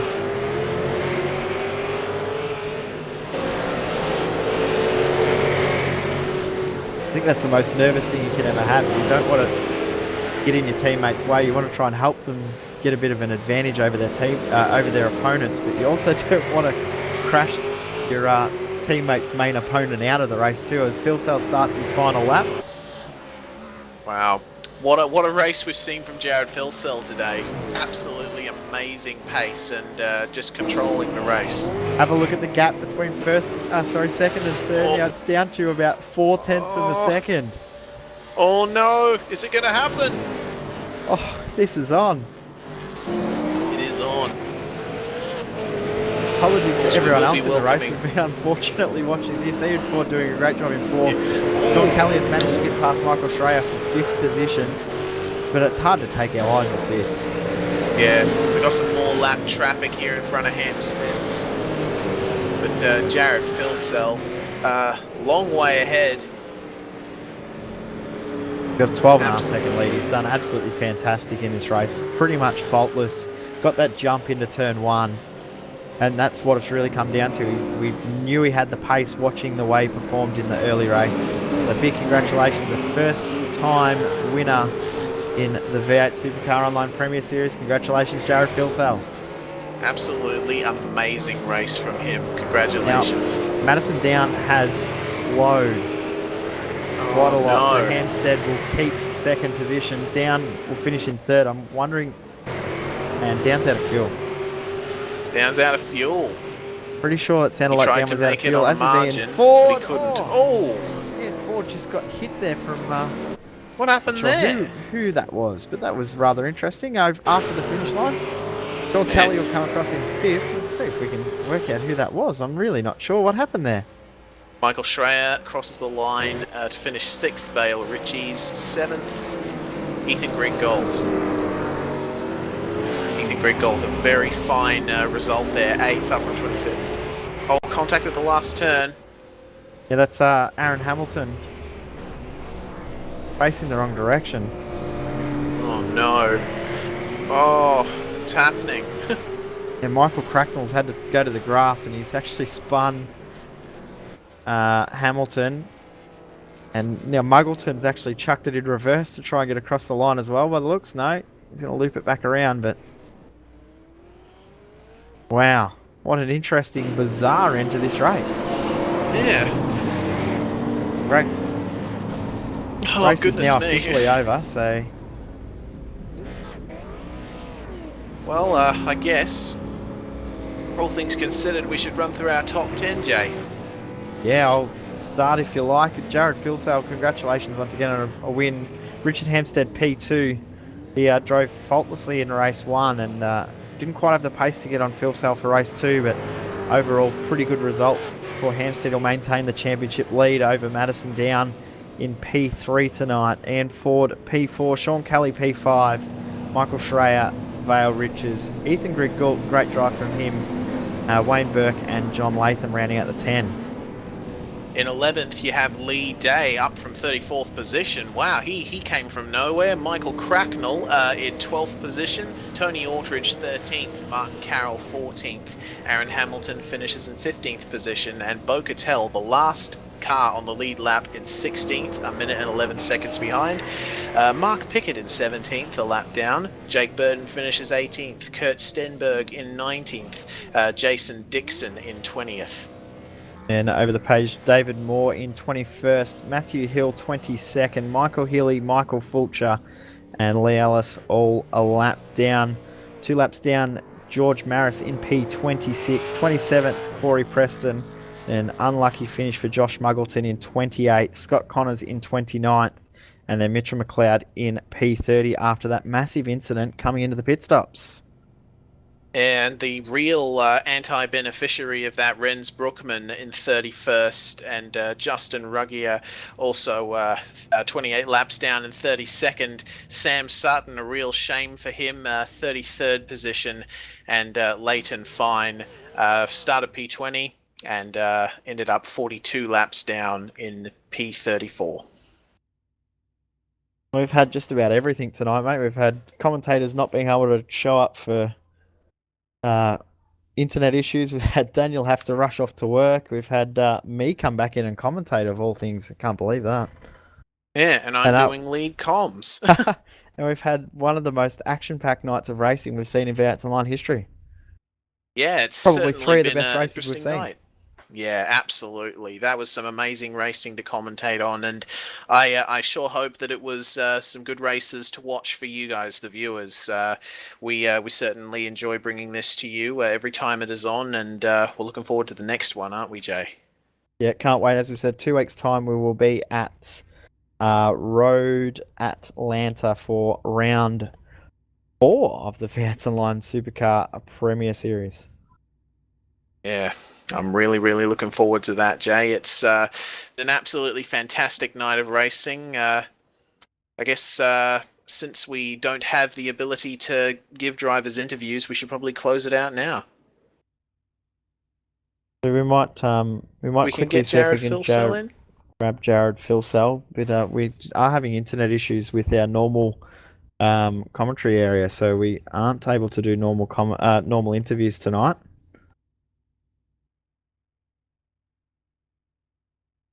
We might quickly just talk to Simon Black about that race quickly. We'll see how we go. G'day, Simon. Hey, gentlemen, how are you? Fantastic, mate. What a race. What a night. Yeah, well, some great racing out there tonight. Some fairly hectic action out there too, so a bit of everything, I guess. Organised mayhem, I think you call this, don't you? Yeah, that'd be close. So yeah, there were quite a few penalties in both the races. There were 4 drive-throughs in the first race and 4 in the second race, as well as 4 points penalties in the second race as well. I think that race there had pretty much everything plus more. Yes, it was all crammed in there, spilling out over the edges. Exactly how we like it, though, mate. Indeed, indeed. Yeah.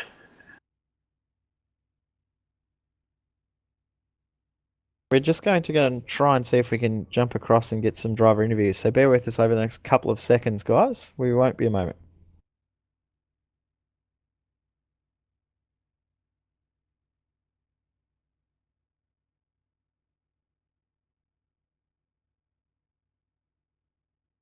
All right, we might see if we can start. We'll start with how are we starting here, Reese? I haven't done this in a long time. Me either. I'm no good with interviews. Maybe we should pull in Madison Down first. I think 3rd place finish. Madison, Hello there. Third place in this race.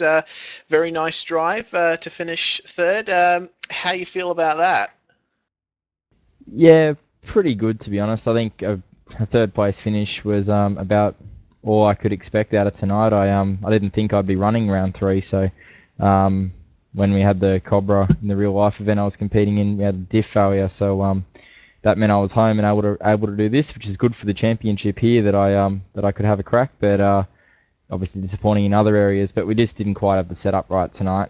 It was fast, but not quite fast enough. Just didn't quite look after its tyres well enough. But yeah, I knew if Jared got to the front, he'd leave us for dead. He's been quickest all week, and yeah, flogged us in the end. Well, you made the best of a slightly not optimal situation, didn't you, Madison? A very good drive to finish third. Congratulations on that.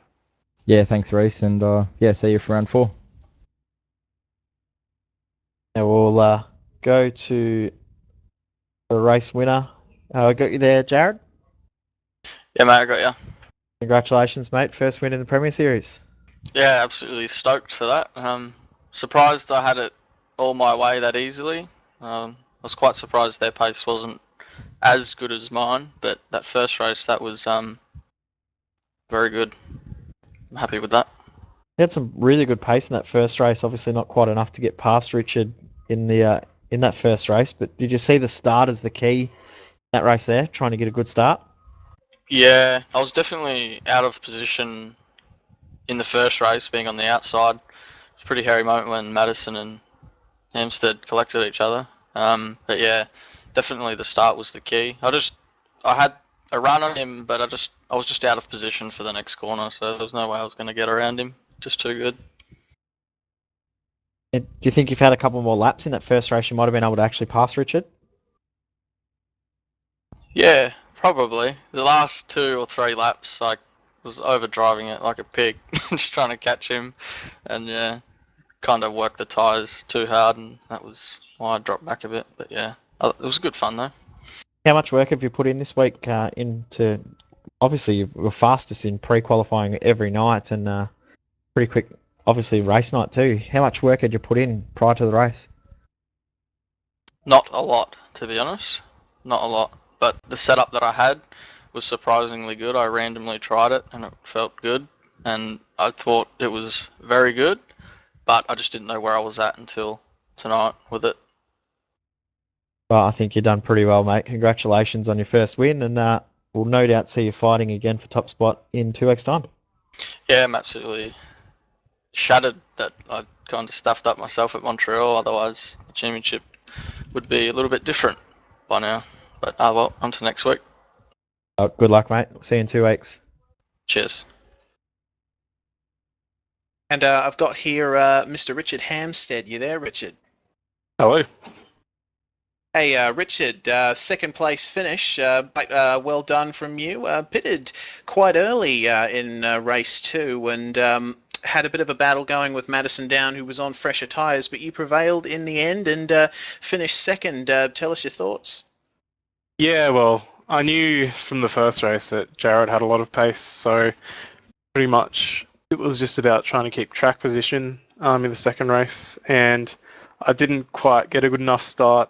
Tried to block him off, but he had a little bit of overlap, so I had to give him a bit of room, and he sent it down the inside and got through, and then Madison got through too, and yeah, I got past Madison a couple of laps later, but I tried to pit as early as I could to try and get an undercut on Jared and see if I could get in front of him and get track position, but got quite a few seconds back on him, but it just wasn't enough in the end, and yeah, well done to Jared. He was just really quick this week.